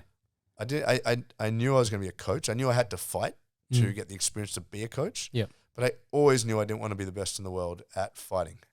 I knew I wanted to experience it, and I wanted to be as good as I could be, which I somewhat achieved at that time. It was a bit different back then with regard to how many people in your weight division, but I got to a high enough level where I realized I'm probably not going to be fighting Americans. Yeah. I don't have the commitment. I don't have the athleticism. And I don't have the information. That's a different topic altogether. But I knew I wanted to be a coach. I had other things. I wanted to be a filmmaker, and I wanted to be a writer, and all that sort of stuff. But I knew I wanted to do this. So why the coaching over the writing or the filmmaking? It's a good question. I still want to be a filmmaker, and I did work temporarily as a professional writer. I did advertising. I worked on films. I have dabbled in those things. But one thing that always becomes very clear to me, and I'm someone who says yes to a lot of things, sometimes to my demise. Yeah. When you say no, you're saying yes to something. Yeah. When you say yes to everything, you're saying no to some things. And I realized I was trying to be a filmmaker, I was trying to be a writer, I was trying to be a coach, I was trying to be a fighter, and now I'm a dad, and I'm a business owner on top of that, and I'm a consultant. I do all sorts of stuff, right? You can't do everything well. And so as I get older, I start to realize I want to do things well. And one of my prayers at night would be, please God, let me be the best in the world at something. Just let me be the best in the world at something. It wasn't let me be okay at everything. It was like, please let me be the best in the world at just something. Yeah. You know what I mean? Let me express myself. Let me just commit to something. And so for the last 40 years, I've struggled with that. I've worn a lot of different clothes, man. I did chiropractics, advertising. I've done all sorts of stuff. I've tried to be a filmmaker, a writer, this and that. And the whole time, my main commitment was to being a coach and a martial artist. And eventually I realized just say no to all that stuff and just be that. You know? And life became a little bit easier when I did that. So, okay, let's go back because I want to cover off on each of those things, right? I'm the master of the segue. Yeah, you're great at it. Well, bad at it depending how you look at it for the conversation. No, it's good because we cover so many different things that I just want to sort of funnel you into different tracks so that I can sort of extract the little bits of gold in there. Can I tell you, people talk about extracting gold, being anti-Semitic for a second. People talk about Jewish success, right? And I'm not claiming I have any Jewish success. In fact, there's all sorts of garbage theories about Jews controlling the world and success. There is one secret to Jewish success. Well, there's a couple, right? One of them is very similar to Chinese people. It's hard work. Hard work, study, stay out of trouble as best as you can. It's funny because we started getting Chinese kids come into the Jewish school after a while because they don't keep them out of trouble. And you see all these people looking at Jewish people like there's some sort of secret. There is one secret, and I'll tell you what it is, and I'll tell you on the podcast so no one can know, just you and me, right? Yeah. At a very young age, you have a Sabbath dinner every Friday night, even if you're not religious. It's got nothing to do with religion. This is a cultural thing. You have your Friday night dinners, just like Sunday, I guess Sunday church. Christians would have Sunday church dinners. From a very young age, you throw ideas across the table, and young people are encouraged to argue with older people. They're encouraged to debate and argue. And there's a word for it. I think it's pil-pil, which is to flip. To take an idea and go, let's flip that. Well, if he says this and that and this and that, a lot of that, what you call success, just comes from developing the ability to think critically and argue. Yep. Right? Which unfortunately becomes segueing in my case because I didn't develop it that well. But a conversation around a Shabbos table will freaking go in a million different directions. Yep. It's got nothing to do with fact. There's no fact brought to the table. But it's just, but even from an ideological perspective, I always love talking about this because it's like doing debate in high school. Yeah. And you take a concept like, the ends justifies the means. And then you go, well, what are the... you're on the positive team or you're the negative team and argue for it. Well, this is why you believe it or you don't. Right? This is the juice for you. I'm being serious though, because at the end of the day, you're not making money from it now. Maybe I hope you will one day, and I hope it becomes the most successful podcast in the world. But right now, your joy comes from throwing ideas out and having them returned and flipping them. And so you've obviously got what Jews would call a Yiddish kop, which is like a Jewish head, right? It sounds condescending. It's not my intention, but the thing is that's the word they give. Do I get the hat? No, I don't wear. That's to cover bald spots. Most Jews get bald. But the thing is it's just the concept of learning how to argue and flip and argue and flip. And that's why you hear about Jewish scientists and Jewish lawyers and all that sort of stuff. There's nothing genetic. There's no secret. All you learn to do is argue from a young age and look at an idea backwards, forwards, and upside down. it's got all sorts of problems being Yep. Jewish, dude. That's not even the topic, but that is why a lot of Jews segue so quickly. Yeah. That's why I'm going in a million different directions, Right. but I think it's important. Yeah. Right? So let's get you back on track. So you Yeah. finish high school, you decide you want to be a coach. Yeah, But I what- wanted to fight. Compete. Oh, you wanted to I fight. didn't want to coach yet. I knew I Okay. had to compete first. Yep. So then, what did you start doing first? Yeah, from the so fighting perspective? so I started I started in judo. I competed in judo till I was about 13, Mm-hmm. and I was doing karate as well because that's kind of was a perspective. Like traditional karate guys always make their kids do judo. Yep. For whatever reason it was. When they're ready, they'll do karate because that's deadlier. And now we know it's backwards, but it's a different topic. So I was competing a lot in that, and then when I hit the second I got out of school, I was straight to jiu-jitsu. I'd watched the UFC, I'd looked at every single club, I knew exactly which club I was going to, shot straight to jiu-jitsu, went to wrestling, started boxing, just did everything. Yep. I actually worried my parents. You know, Yep. it's funny because I was hanging out doing so much jiu-jitsu and boxing and stuff. My parents actually started getting worried I wasn't hanging out with my friends. Now all my friends were smoking weed. All I was doing was trying to avoid going in a Dutch oven. Yeah. You know, because I didn't want to smoke weed. I had goals, I had plans, man. The second I finished school, I'd saved up the whole time. I went straight to New York. I went straight to VT1 Academy. I was just going around training. That's all I cared about, right? And my parents actually brought me in one day and they said, you have to hang out with your friends more.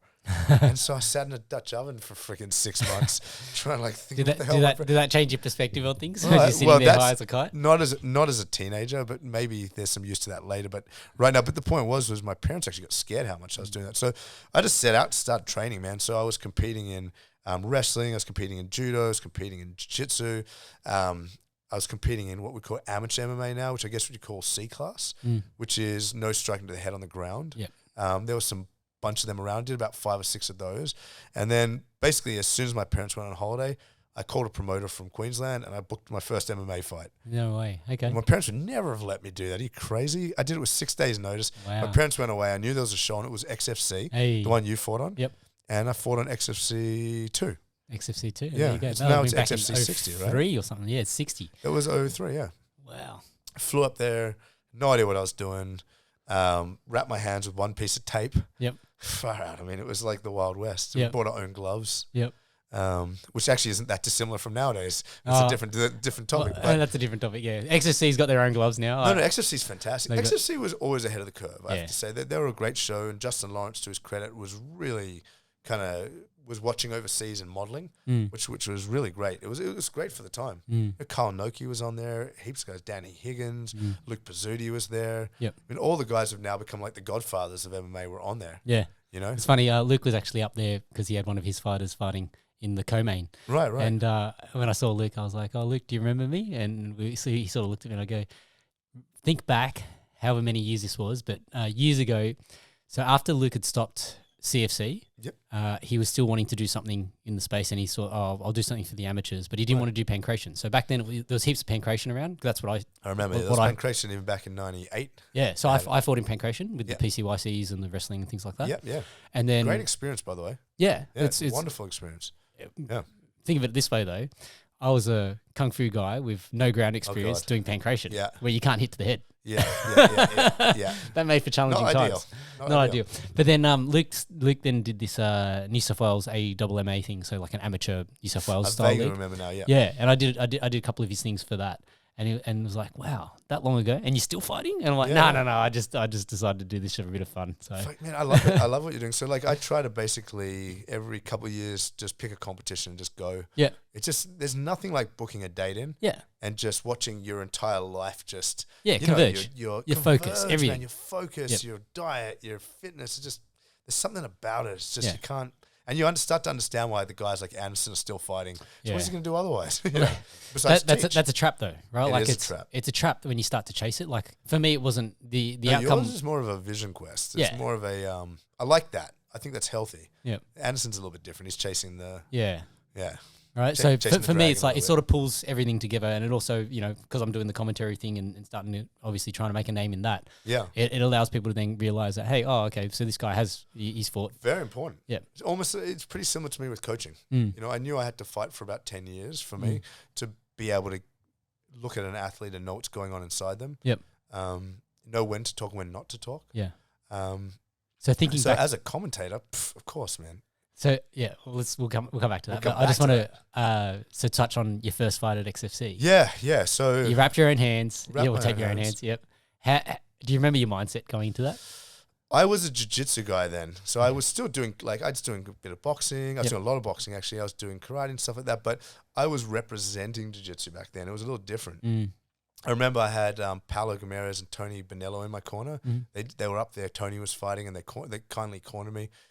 And I remember not being scared, but I don't know. I get more scared when I coach than I do actually. Yeah, because you're not in fighting. control. Well, I remember. So the guys I were fighting from a gym called, they haven't been around for a while now. I think they're called Rock Hard. They're a bunch of kind of like trucky looking dudes, tattoos. Back when tattoos actually meant you were probably a bikie. Nowadays, everybody's got tattoos. Look at Dexter. And so I'm fighting this tall guy, Ross McCosker. He's got a goatee. He's probably about 6'1", so he's tall for my weight. Wow. I'm fighting at 60 kilos. Don't know how to cut weight, of course, so I just made it up basically. I just did how I used to do it in judo. Just put the sweat vest on and just go. Yep. Right. So I remember one of my fights, I lost 10 kilos of water. Wow. To fight at 61. I had terrible dieting advice. No one knew what the hell they were doing back then. Yeah. And I lost 6 kilos in the morning, then got on the plane, which now I realize is stupid. I think it's a freaking aneurysm or a blood clot. And then I got there, and then basically my coach, this is my second fight, locked me in the sauna, and I just basically just stayed in there in my sweatsuit on a bike until I lost the weight, and I couldn't get the weight off properly. So I remember Tony Green, who was not Tony. Wait, Tony. Yeah, Tony. There's two Greens, the brothers, but Tony was the bodybuilder. And I said to him, "Hey man, I need some help." He was a really nice guy. This is before Integrated. Is it Integrated? Yeah, Integrated. It had started up in Queensland. Oh, yeah. And he went and got No-Dose, which is caffeine. Yep. He said that's how bodybuilders do it as a diuretic. Crushed like 5 of them in a cup. Now I'm already 9 kilos down of water weight, and I'm 62 kilos. So that's more than 10% of my body weight at this stage, much more. And he crushes in there, puts about I don't know, I'm just about an inch of water in like there. A paste. And I drink it. Yep. And sure, I need to pee.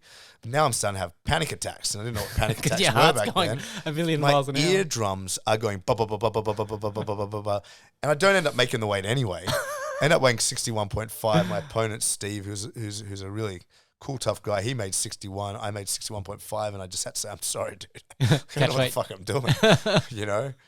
And we didn't know what the fuck we were doing, man. I remember I broke my hand on the first punch because I didn't know how to wrap it. I punched his elbow and broke my hand. First punch. Shit. You know what the fuck we were doing, man. Yep. We had a seafood buffet the night before from like some cheesy Gold Coast hotel, man. We could have got food, we were eating prawns and clams and like, fuck, we didn't have a clue what we were doing. But anyway, so I'm up there, and my opponent's from Rock Hard Gym, and I go to see a movie with a guy called Neil Swells. That's my tradition. Every time I go fight, I go see a movie in the day just to relax and, see some heroic figures to inspire myself. Right? And I get up, and Neil goes, "So are you excited for tonight?" I go, "Yeah, excited." He goes, "What are you going to do?" I goes, "I'm going to punch this guy's fucking head off." Right? And I turn around, guess who's sitting behind me?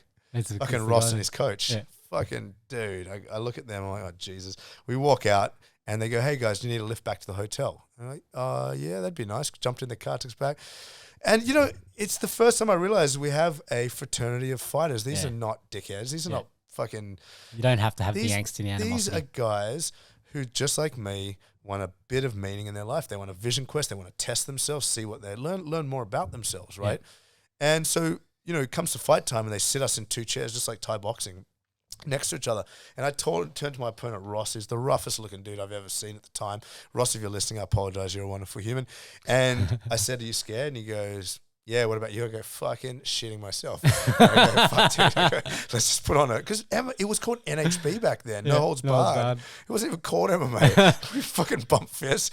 And we go out, and I can just tell you, every time you see fighters being friendly outside of the ring, it's got nothing. Ross came out trying to fucking bowl my head off. Yeah. Fuck me. I learned a lot about fighting that day. A lot about MMA, man. I mounted him, and because I hadn't practiced punching, I thought I'd just punch his face like I saw in Gracie in action. Yeah. Instead, I went for a triangle, mounted triangle, pulled guard. He slipped out, tried to punch. Like, do you know what I mean? Like, I had no idea what I was doing, man, back then. But, there was something fun about it. There was something, and Sonny Brown and I talk about this often, about the excitement of the Wild West a little bit. Yeah. There was something, there was a spirit there that was just a little bit different. You go for it. You just go for it. And actually I was at bareback Gorilla back.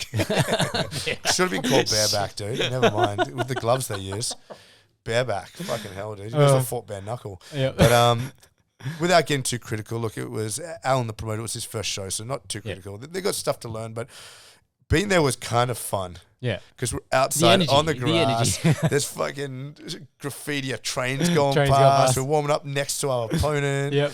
It's dark. There's disco lights going on. Yeah. I was pretty pissed on the night, to be honest with you, and I expressed that to you, but there was something about it. I was fucking excited, man. I was it gets you going. I feel primal here, you know? I got to share this story. So it's enough time's probably passed, but so on the night we're at the venue. I'm not going to say the venue because they might come after me. But anyway, so I go to the bathroom, and the bathroom is like outside, first of all.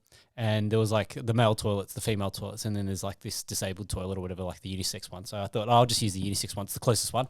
So I duck into this bathroom. First time I used it, not a drama. I think the second time I went in there, obviously somebody had the fucking nerves and shat themselves. Dude, it was just toilets at Fight Nights kill me, dude. Disaster, right? Anyway, Jesus. So the second time I used it, I was like, oh shit. That's a bit iffy. I don't know if I'll use it a third time. But anyway, third time throughout the night where I went to go have a piss, I go into the bathroom, and then it had been cleaned up a little bit by then, and I've done my stuff, and I've gone to open the door. For the 8th time. Yeah. You know, like on Fight Night, yeah. Like I'm trying to open the door, and the fucking door wouldn't open. Oh, you're locked in? I got locked in. Oh, Jesus. Right? And and I'm meant to be on commentary. Like it was literally on a break. Oh, sorry. I thought it was fighting. Sorry. Yeah. Right. So you're commenting. Because I'm commentating, and so then I go to turn the door handle, and the handle like spins a 360 almost. Oh, God. And I'm like, fuck. What am I going to do? Like, I'm meant to be back on the mic in a couple of minutes. Oh, Jesus. So I bang on the door, and nobody's on the other side. So I just go, oh, well, here we go. Boof, front kick. Boof, front kick. Fucking kicked her out. Boof, front kick. This lock just disintegrates and flies out the door. Kung fu. Yeah, kick the door open, walk out, and then there's a guy like probably like 10 meters away. He sees the lock fly out, and I just sort of look at him, and I just got to, and then just turn around and back in on commentary. No one's fucking with that commentator after that. Didn't say anything the rest of the night because I was worried that they were going to come after me and ask me to pay for the lock. So sorry, you know the venue, but I just need to pee quick. Can we? We'll pause. Let's pause. Give me a second. Yep. Oh, I gotta pee. All right, and we're back. Oh man, drinking too much water. Stay hydrated, people. Yeah. So talking about your XFC fight, and then you were shit scared. Then you guys went for it. Yeah. And then great fight. Out of curiosity, because and we're friends still. And both the guys. Yeah. From XFC that I fought. We still every now and again drop a message, like each other's. They're wonderful guys. How was it? How was the crowd? The crowd was wild. Yep. And I got to referee later on. No way. And they asked me to referee for the heavyweights. Oh, wow. Which was interesting. There was definitely a criminal influence. And there was one fight where the guy got knocked out cold on the ropes. I broke it up. Yep. And he got knocked out, but as I broke it up, the guy hit him again and woke him up. Yep. But I'm talking about out.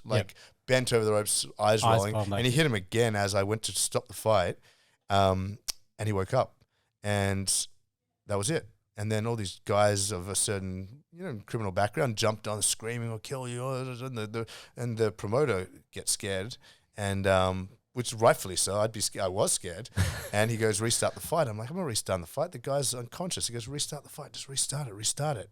There was no sanctioning body at that time, and I restart the fight, guy gets knocked out again. It's like, what was the point? Well, I don't even blame the promoter for that, to be honest. He was scared as well. He just didn't want to get beat up, Yeah. And later on, there was that incident, obviously, with Explosion. I don't know if you remember up in Queensland where there was a group of guys basically destroyed the place, shots were fired, they knocked the promoter out with a chair. It was Explosion. I think his name was Ray Matsumura, was the promoter. Okay. Yeah, and so they brought it to Sydney because they couldn't have it up in Queensland for whatever reason. But that element seems to have disappeared, or at least it doesn't seem to be affecting the scene as much. Yeah. Well, CSA I think was obviously brought in to try and combat a lot of that. Yes. Yeah. And I think it's got its value. It's got its merit. Yeah. It is more challenging in New South Wales to do anything for an event, as a result of it. It is. It's funny because it's heavily restricted and totally unregulated at the same time.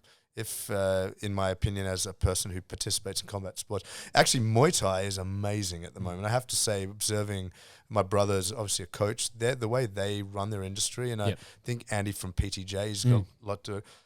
they run it so well, man. The lack of mismatches and danger to the fighter is brilliant. Yep. I'm really, really impressed. Well, the danger to the fighder is only if you got a poor quality ref. Really, like or obviously, well, okay, major you mismatch. got medicals. Yeah. I remember a guy died on a show we were on a long time ago. He was fighting a southpaw. I forget his name now. He's a nice guy too from Nick Stones. And he went backstage and died. It was probably 10 years ago. Yeah. And he had some medical issues, and there wasn't a medical, and it wasn't disclosed. Yeah. Nick's fighter killed the guy by accident. I mean, it wasn't his fault. Yeah. Right? And he didn't knock him out. It was just head damage. Actually, I saw a few weeks ago somebody died doing corporate boxing. Oh. And the thing is it's like, I really enjoyed the show we were both on the other day, right? And they've got some stuff to work on. It's their first MMA show. I understand. I'm willing to give feedback to help them get better. I don't want to see them shut down. Yeah. But there were some things that happened that were very dangerous. And, at first I was like, am I complaining too much? So I'm like, no, I forget sometimes because people around us don't get hurt badly. Yeah. People die in this sport. Yeah. It's a very dangerous sport. It can happen, yeah. It's not just a very dangerous sport. It's one of the most, besides the X Games, it's a combat sport where you can do anything. Yeah. So poor reffing, poor medicals, poor gloves, poor ring, slippery things sticking out, bolts, stuff like that. By the way, that didn't happen with them. I'm just saying just in general. There's so many things that need to be controlled and monitored so that you can have somewhat of a safe combat sport. Absolutely. And I think CFC does not CFC, sorry. Silverback. Oh, no, not Silverback. XFC. The Combat Sports Commission, the CSA. CSA. I think they do better than most people. Yeah. I think there's room to go. Yeah. But I think it's a huge step because even those things, like I remember a guy saying to me, stop being such a pussy, this and that. So, fuck you, bro. Yeah. If I'm going to be fucking holding my dead student in my arms, I'm going to fucking beat the shit out of you afterwards too. Yeah. Fuck you. Yeah. This is a combat sport where it's totally unpredictable. So all we can do is make it as safe as we can. You're trying to mitigate as much risk as possible. And we have some wonderful referees, I have to say, in the sport. And shout out to Big Steve. Far out, there's so many good referees. He was the pioneer here, and I know a couple of people don't like him, but I think he's a wonderful ref. And off the top of my head, I can't remember him. John Sharp, wonderful referee. These guys actually care about the fighters, So I actually am at a stage now where I won't fight on certain shows anymore unless I know that stuff's taken care of. Yeah. The thing is, this is I've made a comeback into fighting recently because, when you're a coach, you have fighters come in waves. I had my amateurs, then I had my pros and my UFC fighters. Then I came back into my amateurs. They go high. So I'm kind of in my amateur pro phase now where I'm building a new team back through because, the UFC guys, they retire, they get older. And as I'm going through, I'm looking at which shows are good because, I went to a show where I spent an hour looking at gloves and then they try to call us out early. The lights were terrible. The judging was terrible. Forget judging, that's a whole other topic. But the judging was terrible. The other guy was wearing different gloves, which, as you know, is a breach of the CSA. They were wearing the wrong gloves. They were wearing pro gloves, even though they're amateurs. I spent so much time on that. By the time I got to the corner, I was so off my center. And it's my fault. Should have taken 5 minutes. Should have centered myself and gone to the... So I hear myself coaching. I'm like, oh, God, I was shouting. My mind wasn't there. But I had to fight the friggin'... team that was trying to get them out early. My guy hadn't even started warming up yet, and they're like, "You're out." Yeah. I'm like, "Nope, we're not going out. Sorry, well, you got to go out. We're not going." Yeah. And I learned a lot from Nick Stone, who's a brilliant, experienced coach. We're not going. Put us on the next. Give us 2. We're not going out for 20 minutes. Well, the show can go on. We're not going. Yeah. That's it. I'm not doing it. I'm sorry. Yeah. But I'm spending this time with them instead of my athlete. So that's right. I have to cut that off. Go back to my athlete. Refocus him. Not show what's going on inside me. And so. I don't want to be on shows with my athletes that risk their lives because it is a dangerous sport, and I don't want to be on shows where I can't focus on the most important thing, which is coaching. A little fun here and there is okay, but when it's like 5 or 6 things, it actually affects the athlete's performance and your coaching performance. So I now say no to most shows unless I know they've got their shit sorted. And Luke Pizzuti's a wonderful promoter. Super Fight's great.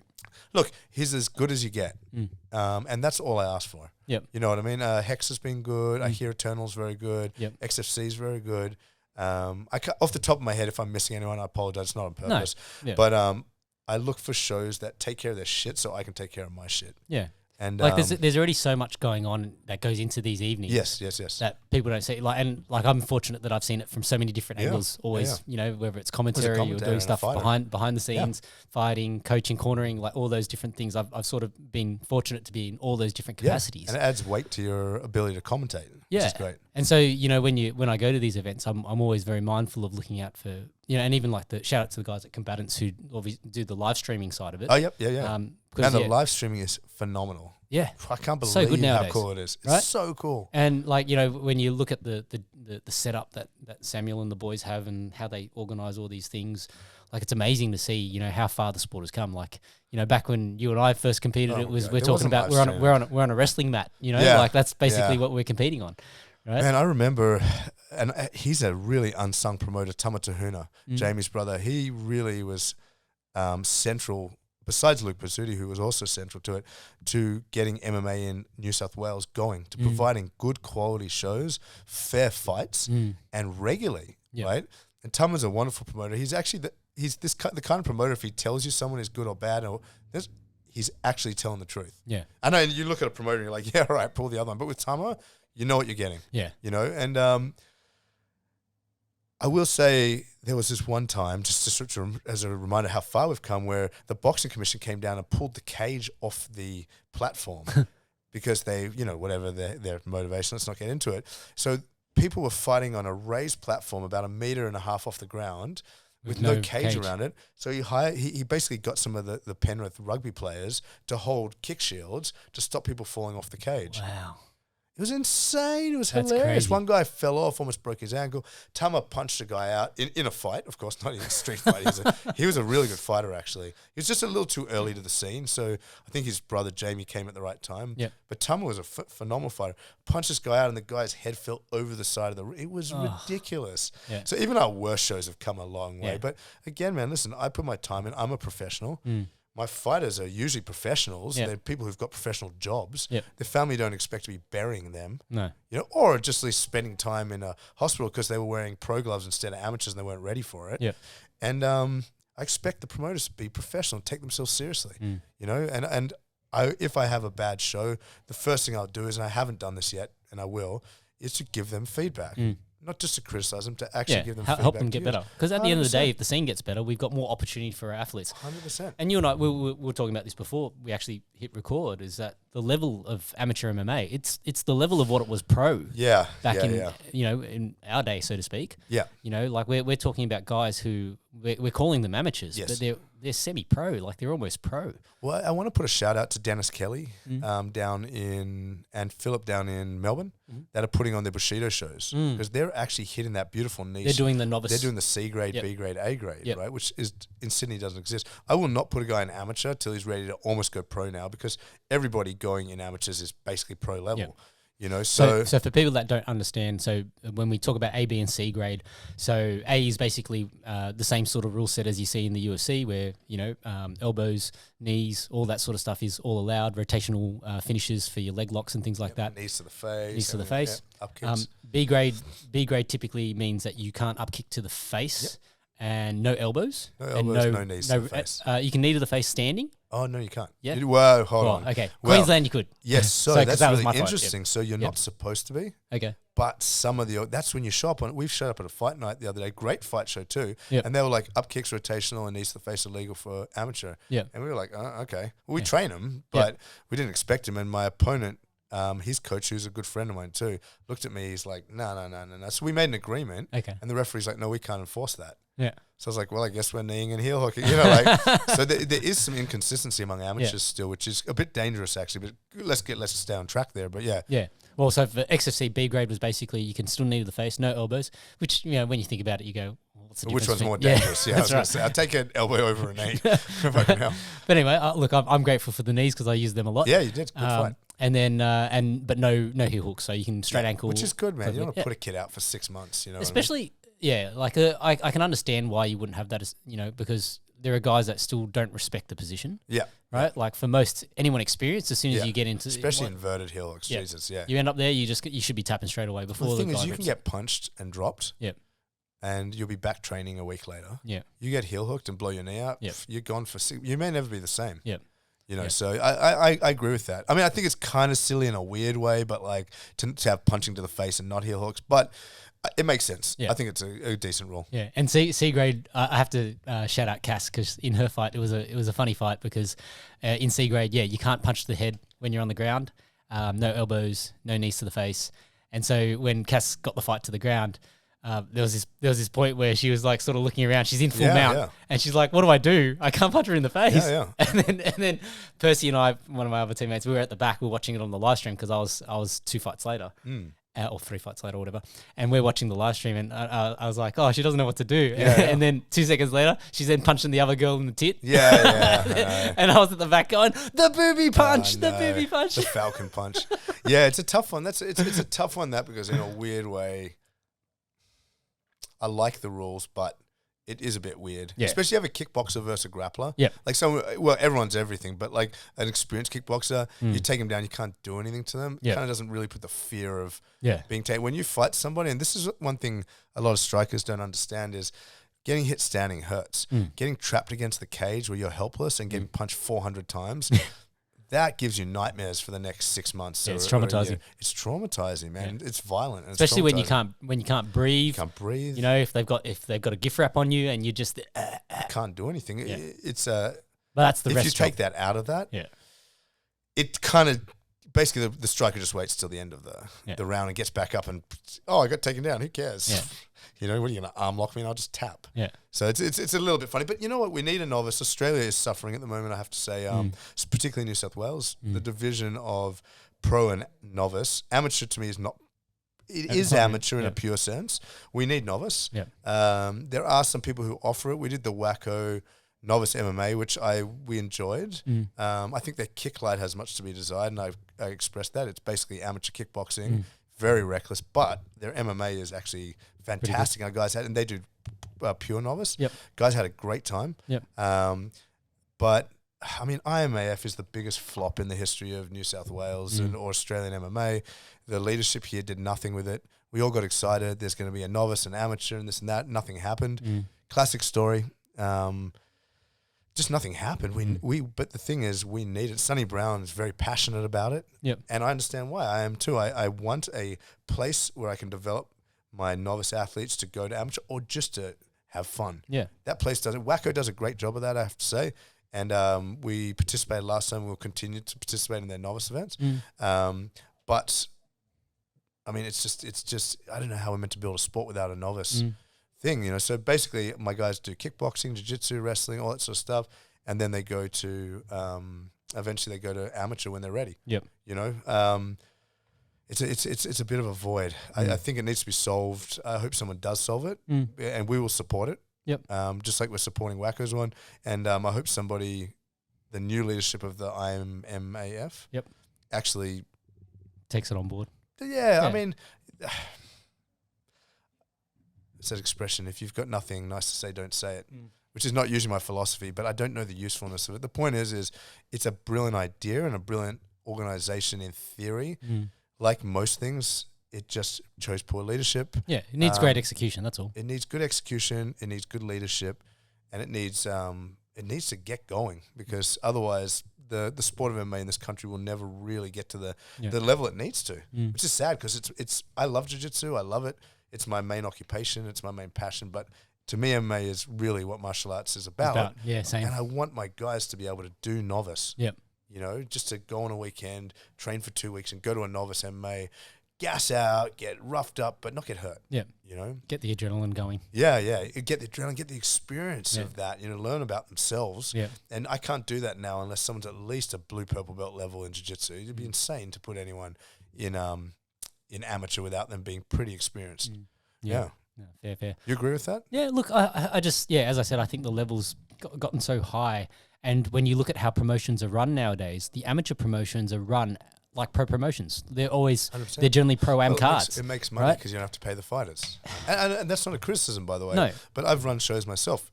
Paying pros, they don't bring any more audience than an amateur brings. Exactly. So it makes more sense to do amateur because you get... Well, you know, You get as many fighters as much in the audience. So shout out to Craig and Brian that do the MMA Showdown show. Oh, I haven't been on there yet. Craig Craig Jen, former kickboxing promoter. Yeah, yeah, and Brian Obersol. So Brian's a great guy. I was at MMA Showdown 10. It was a great show. Yeah, they didn't have a live stream per se. Shout out to Warren for doing the videography for them. Yep. But they were kind enough to invite me along to do some behind the scenes stuff for them. Yep. And they ran a really good show. But it was a combination show. When I say it was a combination show, they had the Train Alta fighters on there, and that's like your novices. For everyone who's listening, Wimp to Warrior. Yep. So previously known as Wimp to Warrior. It's almost like the white collar boxing or corporate fighter. Yeah. But for mixed martial arts. And so they had a mixture of those fights in the card, plus their pros or amateur, so to speak. And high level amateur, like guys that had won IMAF competitions and things like that. Yeah. Geez, I watched the IMAF amateur the other day. I'm like, these guys have been training some of these guys they've been competing since like 2016. Yeah, like these are experienced guys, man. They're not really amateur anymore. No, this is the thing. Well, I mean, they're amateur in terms of the Olympic system. You become an Olympic gold medalist in boxing, and then when you're ready, you become a pro because it's lucrative. Yep. But I mean, I guess you do get Olympic gold medalists in boxing and amateur, it's tough to know what amateur even means, right? Yeah. So I guess if you think about it from the definition of an amateur doesn't get paid, that's their amateur. But in terms of level, there's no real. I mean, besides the amount of fights you had, there's no real guidance on what an amateur means. No. Yeah, like I think in the old days we used to say, once you've had 5 fights, you sort of have to. Well, that's the general. Yeah. To be honest, you're holding your athlete back if you're keeping him amateurs too long. Yeah. Because it's funny in jiu-jitsu tournaments when a jiu-jitsu black belt shows up, a judo black belt or a wrestler shows up and enters the white belt division. Eventually, they become a white belt. Yeah, because you need higher level competition to keep to growing. Stay sharp. Yeah, to stay sharp. So there's no real advantage to that. Yeah, you know what I mean. But it's interesting people do that. Yeah. Yeah. All right, let's go back to your story. Oh, my story. So after XFC, so you obviously went down this pathway of fighting. Now, what were you doing outside of fighting at that point? So I was doing university for a while, for about 9 years, just to please my parents. I did chiropractics and then I moved to advertising. Okay. Film. So I did film and then I did advertising after. I basically did anything I could to keep training because you got to remember back then there wasn't really a job called coaching martial arts. It was, there was a hobby. Unless you were a taekwondo coach, the idea of making a living doing martial arts seemed ludicrous. Ludicrous, right?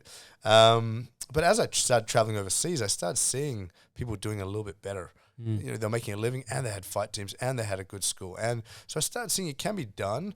And I started seeing coaches making a living out of Greg Jackson, all those sort of guys started actually making a living. Robert Follis, those sort of guys, and then as I'm fighting, I'm studying because I need to keep my parents happy. Probably quite similar to your parents, I'm sure. And then, it gets to the point where I'm like, well, I have to choose now. Am I doing advertising or am I doing this? Because advertising, you're there till 9 at night, every night, drinking and socializing, maybe 10, 11, 12, 5 days a week. I'm on a film set. I'm there from 6 till 6 days a week. I've got to pick, right? And I knew what the answer was going to be, and I picked what I'm doing. So my brother and I opened a school. We opened the school that we wanted to train in.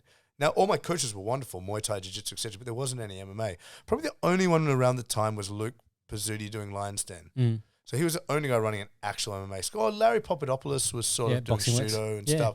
But it wasn't what not commenting what they were doing. It just wasn't what I saw that I wanted for myself. Maybe it was a weight division thing, whatever it was. But there was a certain type of training I really wanted to do. And actually, my original coach, Chris DeWeaver, was a punk rust guy. And he started bringing their hybrid methods in and started talking about when you're standing, you always train standing to ground. And when you're on the ground, you always do ground to standing. When you're wrestling, you go to the ground. It was always that crossover, that hybrid crossover. And that fascinated me, man, because I realized that's real fighting. So I used to have those dreams that every traditional martial artist has where they're fighting somebody who's attacking them or their family, but they're in slow motion. And no matter what they do, they can't hurt them. You've had that dream? Yeah. When I started doing MMA or jiu-jitsu, that dream stopped happening because I knew how to hurt people if I wanted, and I knew how to do it reliably against resisting opponents, people, right? So that was my subconscious telling me what you're doing is wrong, right? So I knew I wanted to do the hybrid style, and I was traveling probably 4 times a year. My brother and I just saved all our money, just travel, train, travel. And we opened a little school. Eventually the school got popular because I guess we were doing what we wanted to do and we're passionate. And so we went to a full-time location, and Then we moved to where we are now, and then we expanded that, and it just kept getting bigger and bigger. And I mean, now when I help schools that are struggling to grow, I know why it happened. But at the time, we didn't know why it happened. There were so many reasons. Well, not true. There were 4 or 5 reasons why it happened. Yeah. And I look back, and especially if I'm talking to a school owner right now, it's really simple. You have to do 4 or 5 things right. You can do a lot of things wrong.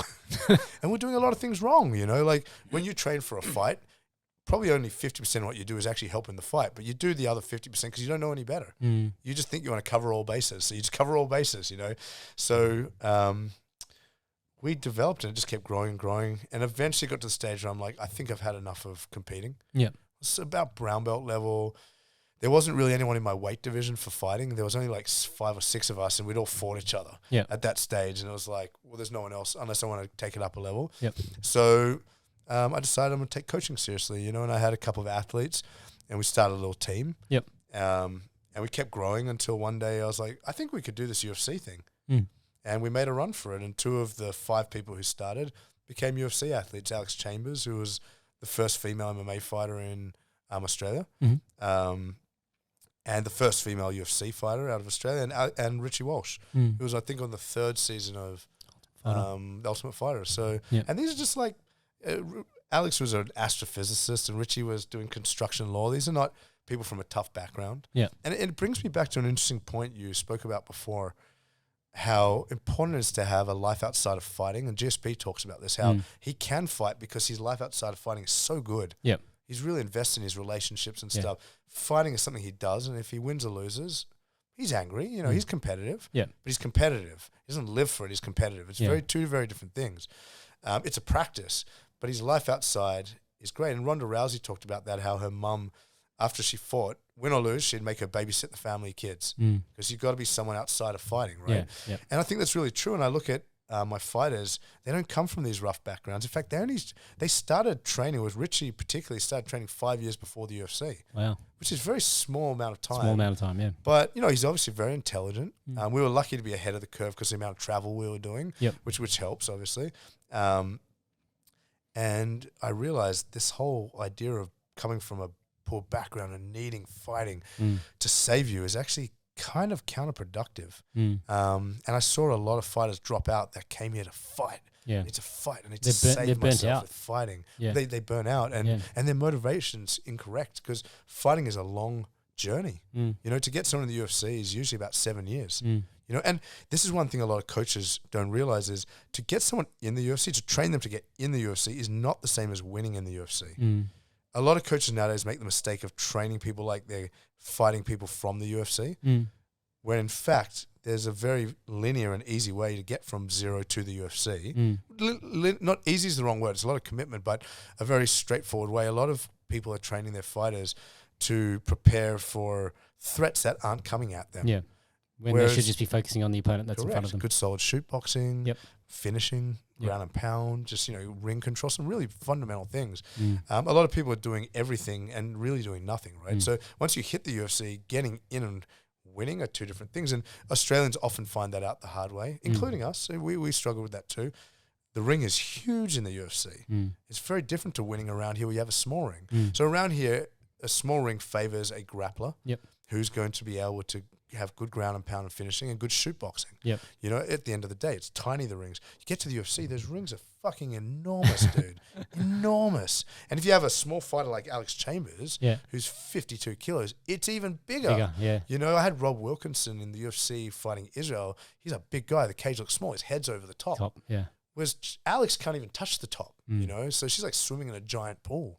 So if you have good footwork, that favors you, but having good footwork in a small cage doesn't really favor that much. So there's an art to getting people into the UFC, and that coach may not actually be the best coach for being in the UFC. And that's a question I had to ask myself. What's my specialty? And at the moment, my specialty is, my focus is getting people from 0 to the UFC.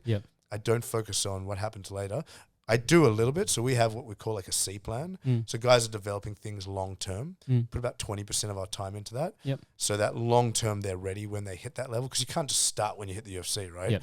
But from the 0, you have to focus on certain skill sets from 0 to getting in the UFC. So you have to have the development plan, but you also have to win. Because if you lose, you don't get the in options. the UFC, right? That's right. So it's a really interesting and tough thing. And I enjoy very much the 0 to the UFC. Mm. I enjoy the C plan too, but I'm not sure if my interest lies in once they're in the UFC. Yeah. You know, it's interesting because boxing has this tradition.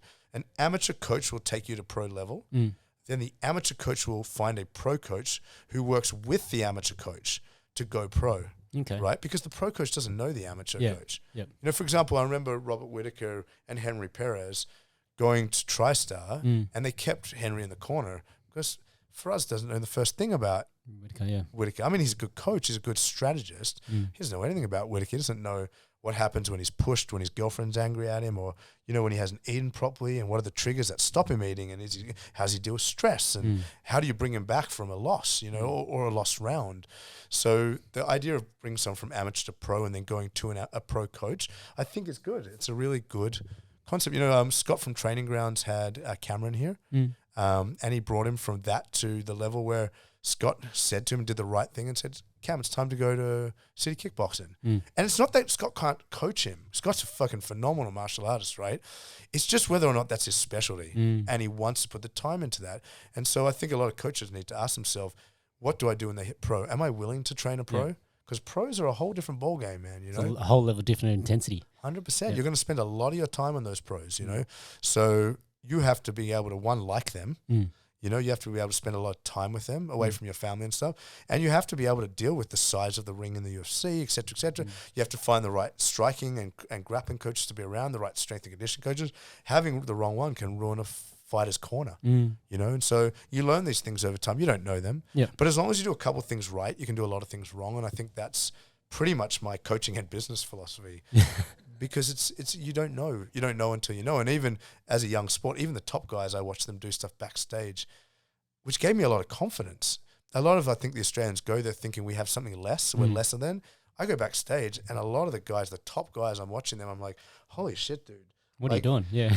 This is actually, that guy's winning not because of you, he's winning because in spite of you in some ways. You know, maybe you're doing 1 or 2 things right, and you're doing 5 or 10 things wrong, but there's a lot of bad things happening backstage in the UFC. There's very few good coaches, I think, that run teams and have a good team around them. And it's a bit different now, I think, but Jesus, when I went there, some of the stuff I saw, I was like, holy shit, Australia's pretty fucking good. Yeah. Like, we're actually doing the right thing a lot of the time. Well, I think by the time the information gets here, it's been distilled. Yes. You know, like things can't make it over here if they don't have merit. You know, 100%. so by the time, so as an example, you know, you get John Danaher to come and teach a seminar here at VT1. We're getting the distilled information. We're 100%. getting the best because we've got limited time. 100%. We're going to cram 100 people upstairs, and we're going to try and extract the most amount of information. And John's going to teach things in a very specific way to try and maximize the time. Very specific, right? Yeah, like so. But that's the style. So when we get that information, we're getting it a very distilled version of it, which hopefully cuts away a lot of the bullshit and gives us the real, 20% that is actually the 80% of the value. 100%. Right? And I think, the whole idea behind, we think that we get caught in this idea that, another team is better than for whatever reason because of marketing more than anything else. Yeah, it is marketing. Right? I mean, look, they do have a lot of resources in America that we don't have. For example, wrestlers. Yep. We have access to freestyle and Greco. We don't have access to folk style. And for me personally, I think folk style is the most effective style of wrestling for MMA, not Greco or freestyle. Okay. I think there's areas of Greco and freestyle that are great. Yeah. But if you look at the success of wrestlers in the UFC, most of them, even Randy Couture, use folk style most of the time. Interesting. Collegiate style, basically. Yeah. So the groundwork of wrestling, I think, it's changing now, but I think a lot of jiu-jitsu or kickboxers are turned off by it, the parterre system and stuff. And I only had my first exposure to folk style about 6 years ago. Okay. I trained with guys who did folk style, but I didn't really understand the difference, right? Yeah. And I actually was lucky. I had wonderful wrestling coaches like the Cash brothers and stuff that were great wrestling coaches. But I found that folk style actually fitted very well with MMA and jiu-jitsu, at least the philosophy of how I think is wrestling should be used in MMA and jiu-jitsu, right? So it fitted a little bit better. So what would you say the differences are like from that standpoint where you say the mindset of folk style or the style of folk style? Yeah, it's a great question. So Gary Jones, my wrestling coach, came in And straight away I knew it was a little bit different. So he was a collegiate wrestler, and he hadn't done, they do a bit of freestyle and Greco, over college break or whatever it is.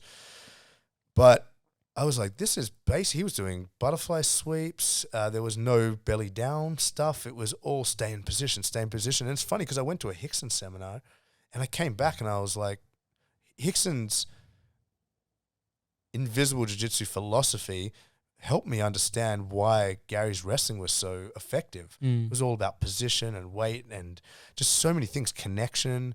And folk style, the thing that's the advantage of folk style is it continues on the mat. So you score for escaping, you score for reversals. You don't belly down and wait or, try and get lifted or not get lifted. And there's a certain skill set and it makes badasses. Like wrestlers are, no matter what the wrestler is, they're fucking badasses, right? And it's going to make you strong doing parterre, but in terms of actually coming from my perspective, who I didn't wrestle as a child, and applying wrestling to MMA and jiu-jitsu, folk style just fit beautifully. And there's a safety element to it too, because it's taught to children. So for me, folk style is my bag. I think I love judo. I think Greco and freestyle, I've learned a lot from them. My coaches were amazing, but folk style for me is just the most adaptable and safest wrestling style for kids. And if you're a 30-year-old coming to MMA, you need to be treated like a kid. It's true. I mean, imagine doing penetration steps knee to floor when you don't have the Achilles flexibility to do it. You're going to blow your knee out. So a lot of people are turned off wrestling because they started late. And Gary developed a wonderful system with his wrestling foundation to teach 30-year-olds to wrestle. And he said to me it was tough. I had to actually take it back. Because I couldn't treat these guys like they were wrestling since they were 5. They'll blow their knees out. They'll blow their shoulders out. They won't know. So here's a shout out to Gary with the Wrestling Foundation. He's changing things, man. I think they've got 15 schools. Wow. And I'm starting to see it pop up. But folk style's where it's at. If you look at Danaher, he does talk about Greco and freestyle, but most of their wrestling groundwork they're stealing is folk style. And Craig talked about that. Craig Jones talked about that. Folk style is an untapped resource. Okay. It's a wonderful, wonderful resource. Yeah, very cool. Yeah, a little segue, but I think important. Curious about your thoughts on, like, so, as an example with Richie and Alex, right? Like when they get to this point where they're in the UFC, the management side of things. Yeah, really interesting question. How did that? How did that come about? Like, did you have to find a manager for them? They found their own manager. Can I give you a young fighter's advice on this? Yeah, go please. Number one, you don't need a manager until you can negotiate. Yep. The idea that you need a manager is absolute garbage. Most managers are predatory. Rob Wilkinson, his career is going well now, but he was the victim of this guy Maurice from, I don't know where he was, from Sucker Punch or whatever it's called. He was an absolute criminal, dude. Absolute criminal. I might have to blank that name just so we don't get any definition. Dude, I'll go to court with that guy. He's an absolute predator. And let me tell you why, for example, but I'll come back to that story later. Sure. He really costs Rob a lot, and I'll explain that in a second. But you don't need a manager until you can negotiate. Now, if you're not winning in the UFC and you don't have star power, you're not negotiating. So all you need is the email of the matchmaker. That's all you need. Now, there are some managers who can, if they have a star-studded lineup, let's say, for example, Israel's manager, they can say to the UFC, hey, Israel's on, but I've got another guy, and if you put him on here, there is some power to that if you get the right one. So it is worth having a manager in a lot of ways at that stage, maybe just before you hit the UFC, right? But mostly you can just email the promoters and send them your highlight reel, and they'll put you in the UFC. Having teammates in the UFC does help, though. Of course. But I would highly recommend against having a manager until you have something to actually negotiate. I would recommend having an agent, for example, someone who gets you sponsorships. Someone who can help you organize your career, your social media, give you some guidance on, treating this like a job, like a business, building a fan base.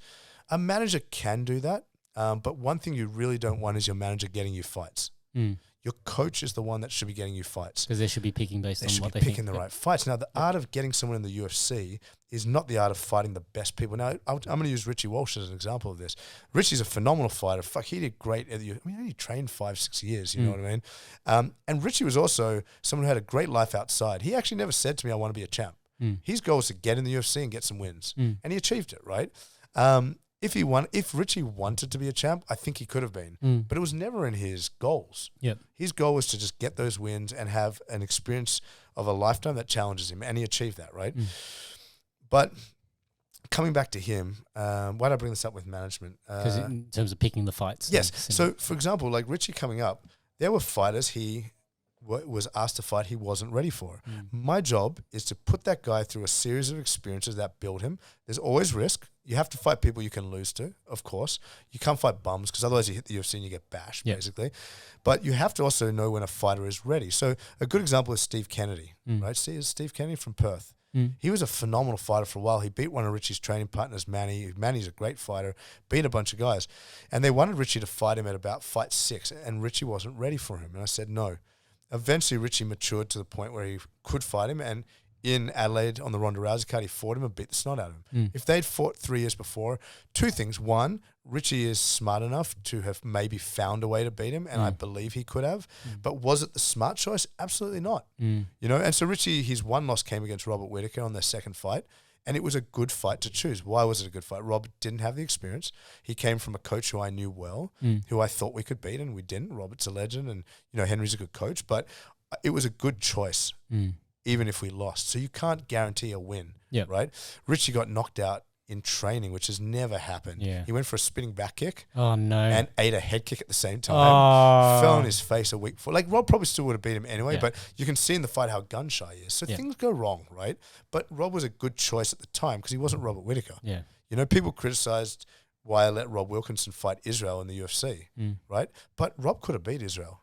Israel now is different, man. He wasn't the champ. Different fighter now. Rob took him down 12 times. Each one of those takedowns could have had a pathway that led Rob to being a superstar.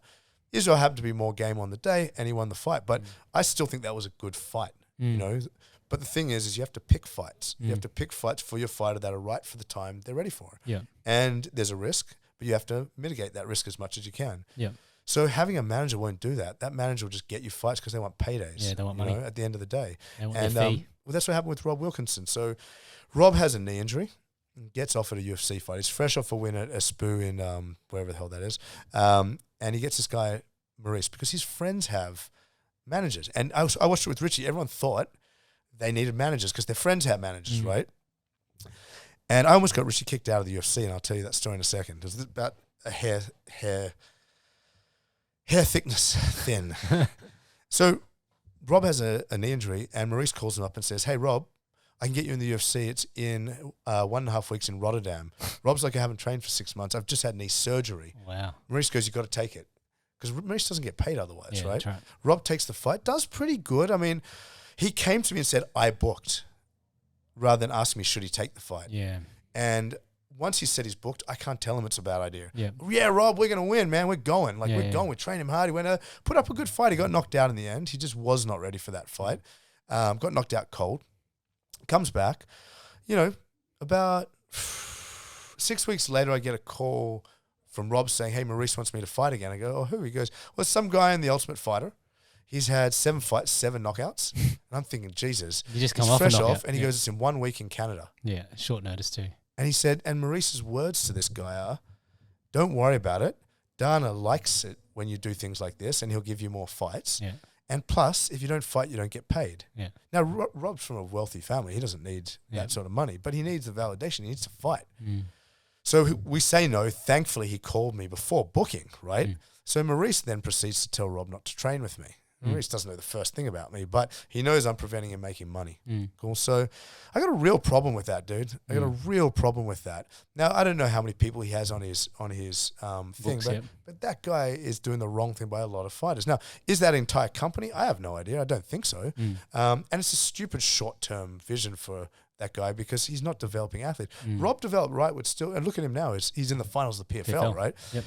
The next one comes up, Israel. It's fine. We actually decide he should fight Israel because Israel just knocked out his buddy Stu Dare. And Rob needs motivation. Rob's a giant, friendly fellow. He needs motivation to train, right? Or he gets lazy. He's motivated for that fight because this guy just flattened Stu. So, Stu was on XFC 60. Yeah, a wonderful guy. Great fighter too. And the thing is, Rob lost the fight. It was a good bet. We lost it. I'm okay with that. I sleep okay with that. He trained hard for it. But, man, you asked me about managers. Don't get a manager unless you've got something to negotiate. don't let anyone but your coaching team choose your fights because they choose what's best for you. Mm. And the art of getting in the UFC is not about who you fight.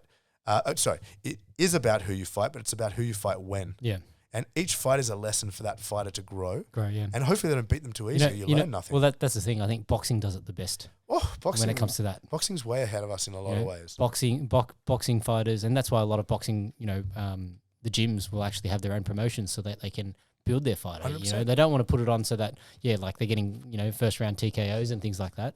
But they want to actually find someone who's going to be a slight challenge to their fighter and give them something to walk away from and learn from. Yeah. And I think that's really, really important because if you don't do it that way and you just want to just fight for the sake of when I look at wisdom, I never look at MMA. I look at boxing, I look at basketball, I look at established deep sports that have, I look at rugby, like the All Blacks team, all that sort of stuff. I never study MMA for wisdom. You know what I mean? Or methodology, because it's so new. I think it's getting better. Of course it is. Because it's adopting other sports.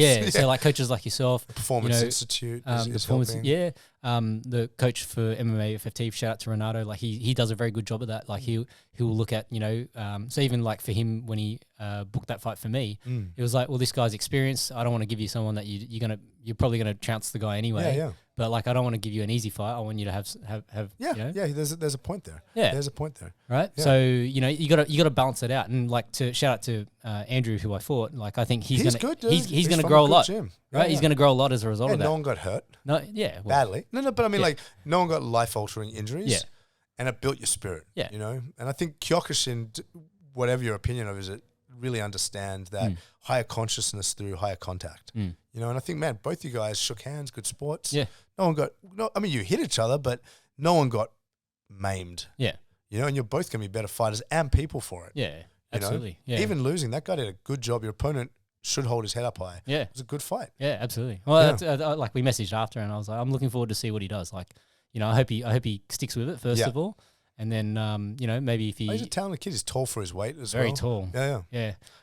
Tough guys to fight. So, funnily enough, like I actually had a game plan and I didn't expect him to be quite that tall. Yeah. So you'll see, like, from the start of the fight, I went to establish the low calf kick. Yeah. Then I went to the body with the teep. Kicks, yeah. So low calf kick, teep to the stomach, and then I was going to do the inside crescent kick to hit him in the face. Yeah, I like that. The commentator saw it, but it was because he was so tall. Yeah. Can I hit him? It glanced off his shoulder, so I had to improvise, and that's when I had to throw the left hand over the top. But otherwise, like that was one of my opening sequences that I was like, this is what I'm going to start the fight with, and then 100%. You'll see me switch stances after that. Yeah. It was an interesting fight, and I was going to say one question always comes up: is, what's your game plan for this fight? Yeah. So obviously we train fighters to their strengths, obviously, and long term away from their weaknesses, right? But any experienced coach should say the same thing, which is we don't talk about game plan to the end of the first round. That's interesting. Well, you can't because you don't know how the fighter's going to react in the ring unless you've been with them for 10 fights. Yeah. So you can have a million game plans. And I'm not saying we learn combinations. Obviously there's some basic things like, don't engage stupidly, keep your distance, clinch, feel the guy out, relax. Then there's a bunch of like mild game plans and strategies you can have. Yep. But unless you have a lot of footage of the guy and you're experienced with your athlete, giving someone a game plan can actually be very detrimental. So basically the coach needs to wait till the end of the first round to actually observe how their opponent, how the fight's playing out. How the fight is playing out and how their athlete is reacting to the pressure, to the opponent, etc. And then you can truly actually have a game plan. Yeah. I'm curious from this perspective because, I think I can see it from that perspective, but I think as a fighter, right. So as an example, when I took this fight and I'm approaching the fight, I'd studied the footage on the guy. I knew what to expect, so that's why I could formulate. If there is footage, right? That's right. Yeah, and you did have footage, so this is already towards the game plan side. Yeah. So keep going. So I guess for me, that's why I already knew the initial setup that I wanted to work with. I figured, okay, he's a southpaw. If I come out, because I can fight switch, I'll come out southpaw. Yep. He probably won't expect that. That might throw him off a little bit, and that's what I look to immediately establish. Yep. And then a lot of the shots that I landed would have been, you would have seen I landed the left hand quite a lot. Yep. And that would have been off actually when I switched back to orthodox. Yep. And then playing off the inside. Yep. Right. So I already had visualized a lot of these things based on what I'd studied. Yes. Yep. Right. So I guess. And I can see it from a coach's perspective in terms of I agree with what you're saying that you can't really establish a game plan until after the first round. Yes. I guess from you fighting versus you as a coach, you know, would you go into a fight as a fighter with a game plan? Look, or have visualized some of it's a good like question. how you approach it? Because I think, I want to separate athlete development and game plans. Yep. Because, you know, if you can fight both stances, it's easy to train you to be effective in those stances, right? You have the knowledge he's a southpaw, so there are some broad heuristics you can apply before the fight. And that depends on what type of southpaw he is. And, you know, people, if you've got footage from a year ago, that's not the same athlete. Yeah. You know, and feeling is not the same as watching. I think that's where game plans can be a bit detrimental. You know, both observing your athlete and also that guy's southpaw now might not be southpaw tomorrow. In fact, I don't know if it's probably a bit, it's quite a while ago, but we had Alex Chambers fighting a Japanese girl called Mika Nagano. So Mika was very, very experienced shooter fighter, great arm locks, very good takedowns, and much bigger than Alex, right? Alex was really nervous. We were all very nervous. This is a big step up. Alex had only had 3 fights. There was no other girls to fight, right? Mika had like 15 fights or something, right? And Mika's an orthodox fighter.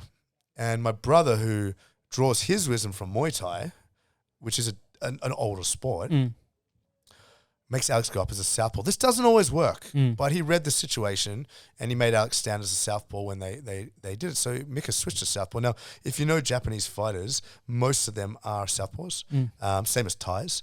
And there's 2 reasons for that. I won't get too much into it, but just generally speaking, wrestlers are mostly right-hand forward because right-hand forward is orthodox in wrestling. And Japanese fighters who learnt from Americans, wrestling from Americans, their coaches often will put you in the southpaw stance to be an orthodox fighter. Does that make sense? For wrestling. Yeah, for wrestling. So her natural wrestling stance, because she started as a wrestler, was a southpaw. But she fights orthodox because her kickboxing coached her as a right-hander. So it gets complex, right?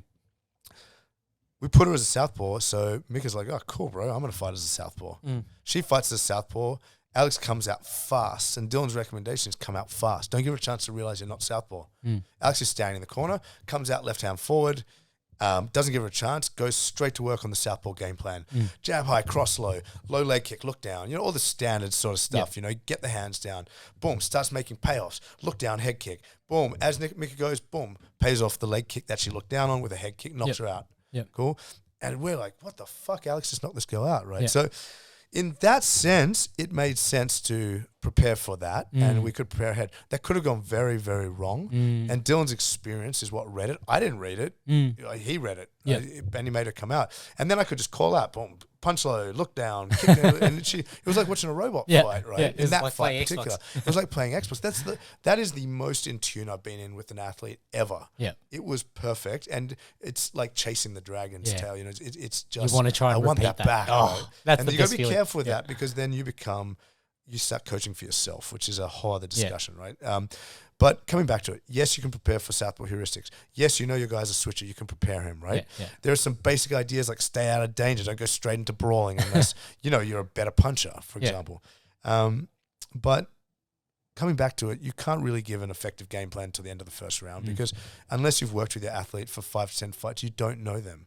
To give them a game plan that doesn't suit their personality, you're asking for trouble.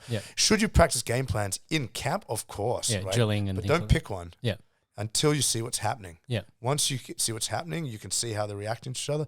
Boom. So, you know, we do this drill called the 1-minute drill, which is we just simulate the first minute of the fight because that is the most dangerous minute. After that, you settle in, coach can relax, you know. So we do a lot of 1-minute drills. We do a lot of 10-second drills. Come out, touch hands, boom, go until the first exchange. Visualize. So in a way, we are doing a game plan, but to give you a traditional game plan would be insane. You know, because it doesn't make any sense. Does that make sense? What I'm saying? That's a long-winded way to explain. I think that's a good way to explain it. And you're probably already doing that. Maybe we've got some differences in wording. I think that's really what happens. You know what I mean? It's like you got to cover the scenarios, obviously. Of course. You know, in camp you cover the scenarios. Well, you're developing a well-conditioned athlete who has responses to stimulate. Right? But then where do you actually want to then focus the fight? Well, that depends on what's happened after the first round. Where do you have the advantage? Correct. And that's where your training comes in. Because you don't have the game plans from training. You don't have a game plan. That's true. You know, you can implement. You have to have the call-outs. You have to have, you know, so 100% game planning is good, but it's a big mistake to make it before the first round finishes. At least halfway through if you can call it out. You know? All right. It's very important. I want to go back to one of the things that you mentioned about agents. Okay, so obviously we're talking about management and agents. Yes, yeah. But in terms of I wasn't aware that there was a difference between the two. So I would have thought in most Australia managers they act as the same thing. In film and TV and entertainment, it's illegal to be both because they have conflicting interests. Ah, so it's actually illegal to be a manager and an agent.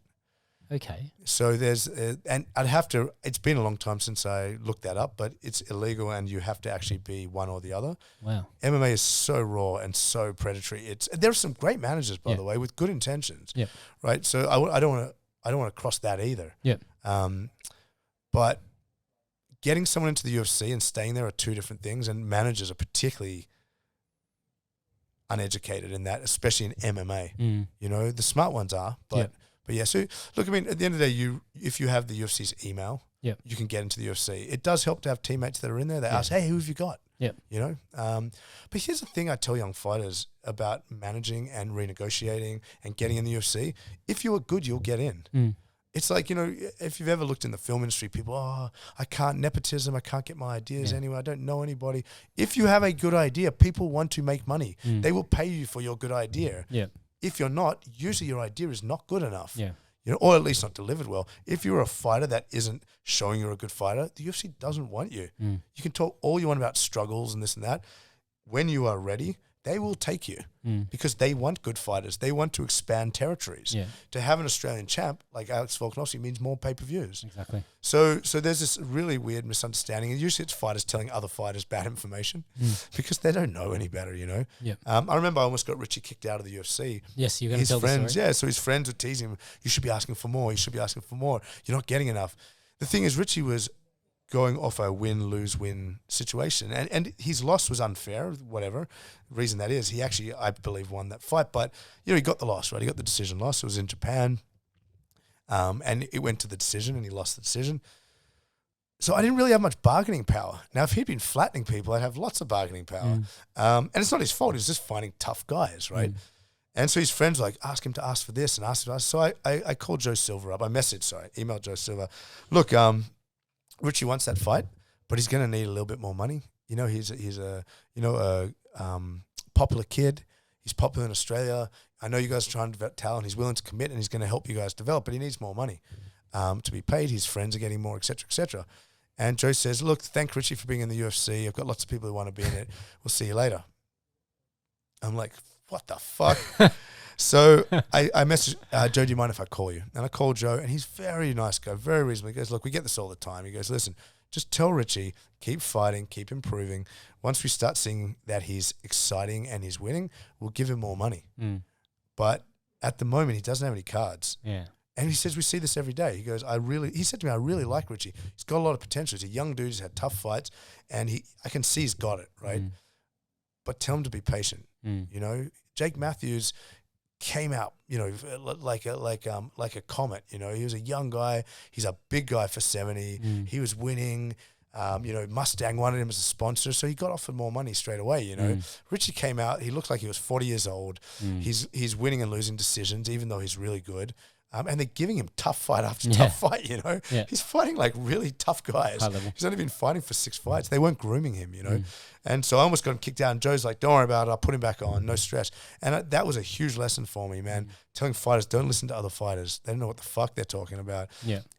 Just put your head down. Get good. You'll do good. Yeah. Put your head down. You'll do good. You'll be fine, you know. But fighters complain about money in the UFC. Which industry can you train for 5 years and make 100 plus in your first year out? You know, and be on TV. Yeah, the money comes. The money comes. If you do good, the money comes. Well, the money's also in the other side of the sponsorships and things like that. Like that's up to, as you said, it's up to the athlete. It's up to the athlete. It's up to social media. It's up to the agent. And look, I'm very pragmatic. There are some fighters that just won't be popular. That's just their style. So have a couple of fights, enjoy your career, and go home. You know, but don't complain you're not getting enough money if you're not making money for the UFC.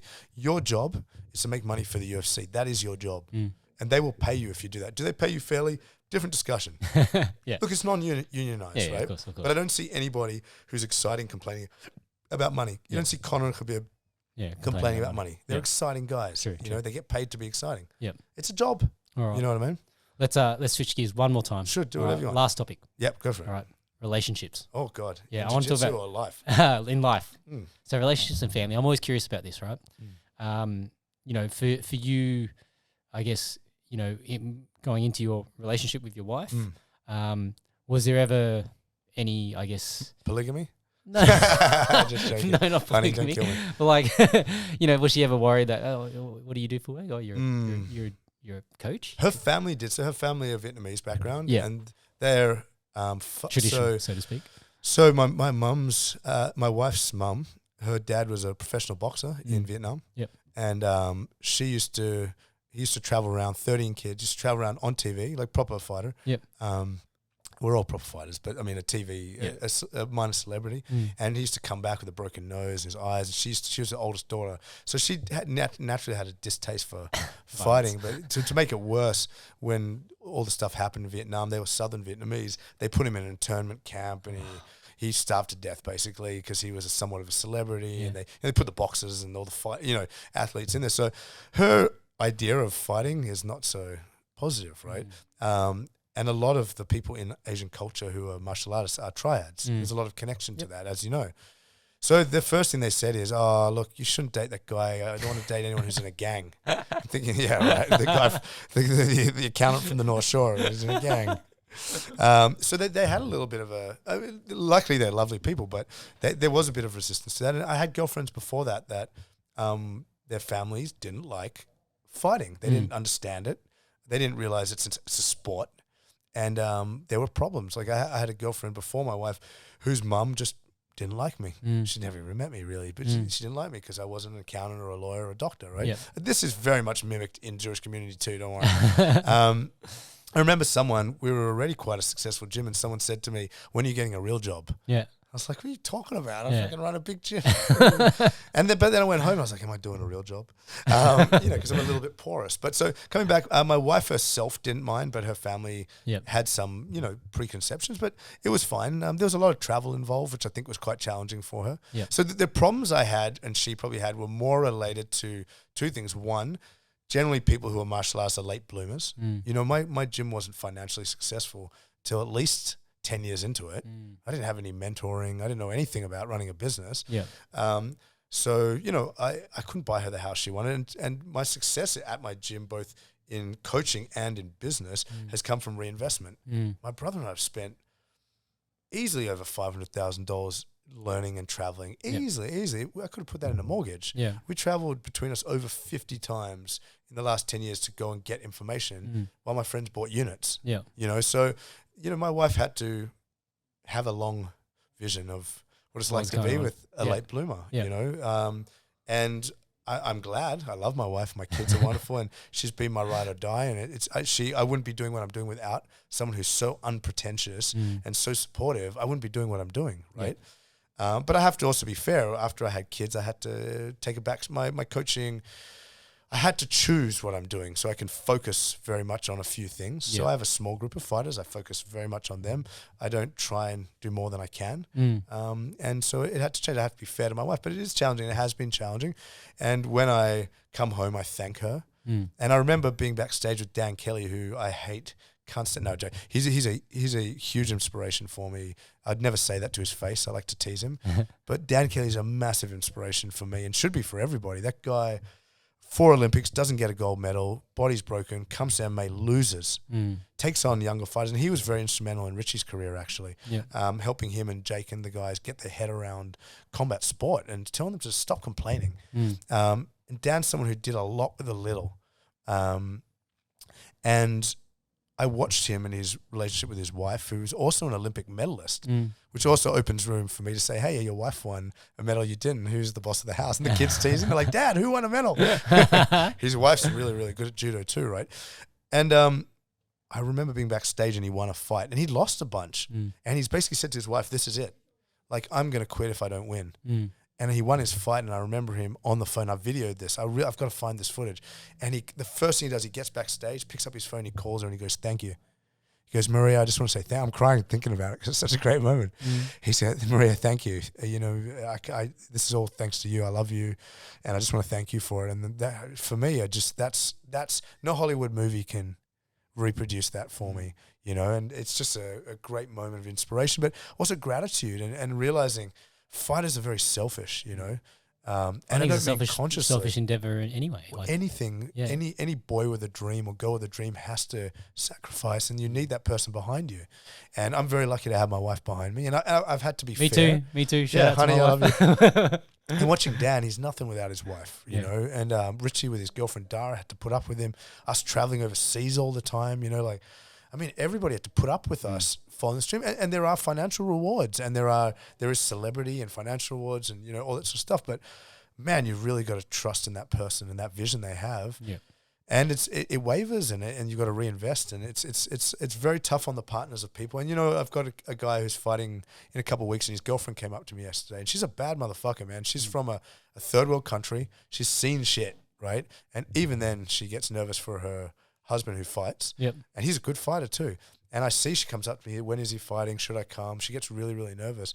There's a huge toll on people who are behind the athlete. Yeah. And it's wonderful when they win. And if you've ever been on the bus when they lose, it's not so great. Yeah. So to all wives, it's a very, very challenging thing. And husbands to female fighters or gay, whatever, Yeah, partners. you know, your partners. Say partners in general. That was the easy way without putting my foot in my mouth. And you develop friendships with athletes, and it's hard on the coaches. Yeah. I don't like seeing my athletes lose. I lose sleep. Yeah. You know, so it's tough. It's a good question. It's tough, and you got to choose your right team, including your kids and your family and your friends. Yeah. You know, it's really, really important. All right. I think that's a beautiful way to end this. Yeah. Yeah. Yeah. So, Well, thanks for having me. I really enjoyed it. I learned a lot, and I got to segue a billion times. I apologize. How long did we go for? I think it's probably 2.5 hours or so. It's a good number. So a great number. All right. Thanks for having me, and I'll see you soon on the next show. And if people want to find you, obviously. Yeah, you can look me up. Liam Resnekov is my tag on Instagram. Yep. You can find me at VT1 Academy in Chatswood.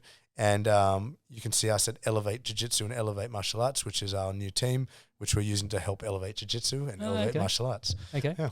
Cool. Sorry, before we finish off, so the Elevate Jiu-Jitsu thing. So how did that start? So about 5 years ago, we started a team called Elevate, and it's got different branches: Elevate Jiu-Jitsu, Elevate Academies. Elevate Academies helps academies to grow. And it's funny. I mean, if you're not living in time, we can spend 5 minutes on this. I'm just curious. Well, you can always edit, can't you? Yeah. I don't do much editing. Everything's going to be in here. So for those who are still listening, thank you very much. So Elevate Academies was interesting because Dylan and I didn't have any mentorship. There were people that helped me, but there was nobody ever above us who we could look at and go, that's the academy I want. Henry Perez helped me a little bit. My coach Bruno helped me, but none of them really had the background to grow a martial arts culture and a martial arts business, right? So people tend to go in two directions. They tend to go the traditional martial arts car salesman route, or they're just poor. And they say to themselves, well, you know, I don't want to make this a business. I want to, you know. Keep it traditional. But the thing is, for me, is you need to give your student the best you can give them. Yep. But you also don't want to have all these jagged edges, you know. So the information, and to this day, the information out there is really, really not that suitable for jiu-jitsu, MMA, and sports martial arts schools, right? And they don't allow you to express yourself. They make you, you know, this is a whole other stuff. You know, the Dan Kennedy School, the Lloyd Irvin School. I can still see all the guys who've been to their seminars because they're doing all these quick sales things and churning students. Most jiu-jitsu coaches or modern martial arts coaches have such a great product. You don't need to trick people.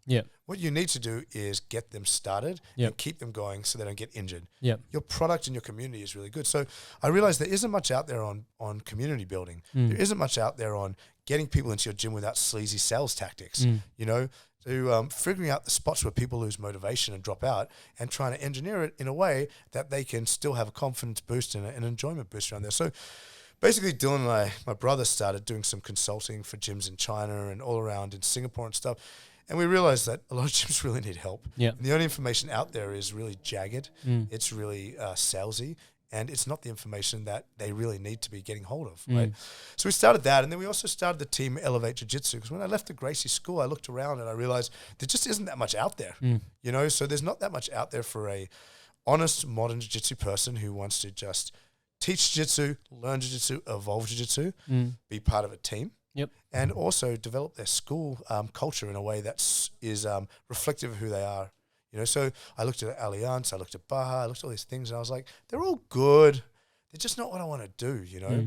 So if you have a school, for example, you know who you are, and your school's an expression of yourself. it's very hard to find information to help you build that expression. Yep. So you can quit your day job. Yep.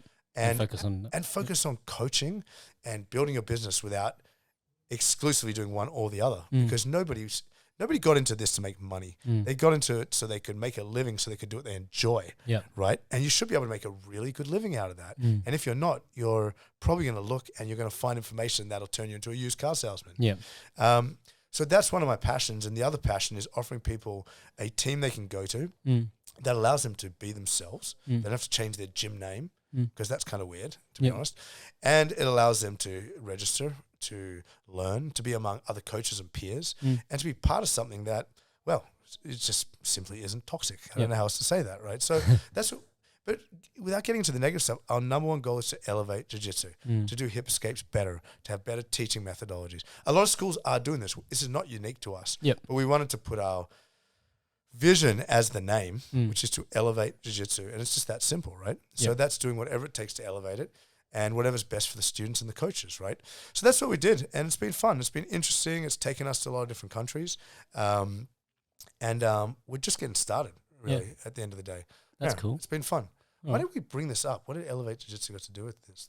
Why did we bring that up originally? Because you mentioned the handles, and I was like, what is this all about? You can catch us at Elevate Jiu-Jitsu. So the other reason I created it was I wanted to bring other black belts on board with other lineages. Yeah. So my lineage is Carlson Gracie originally, then Elio Gracie, then back to Carlson. Yeah. My students don't care. Yeah.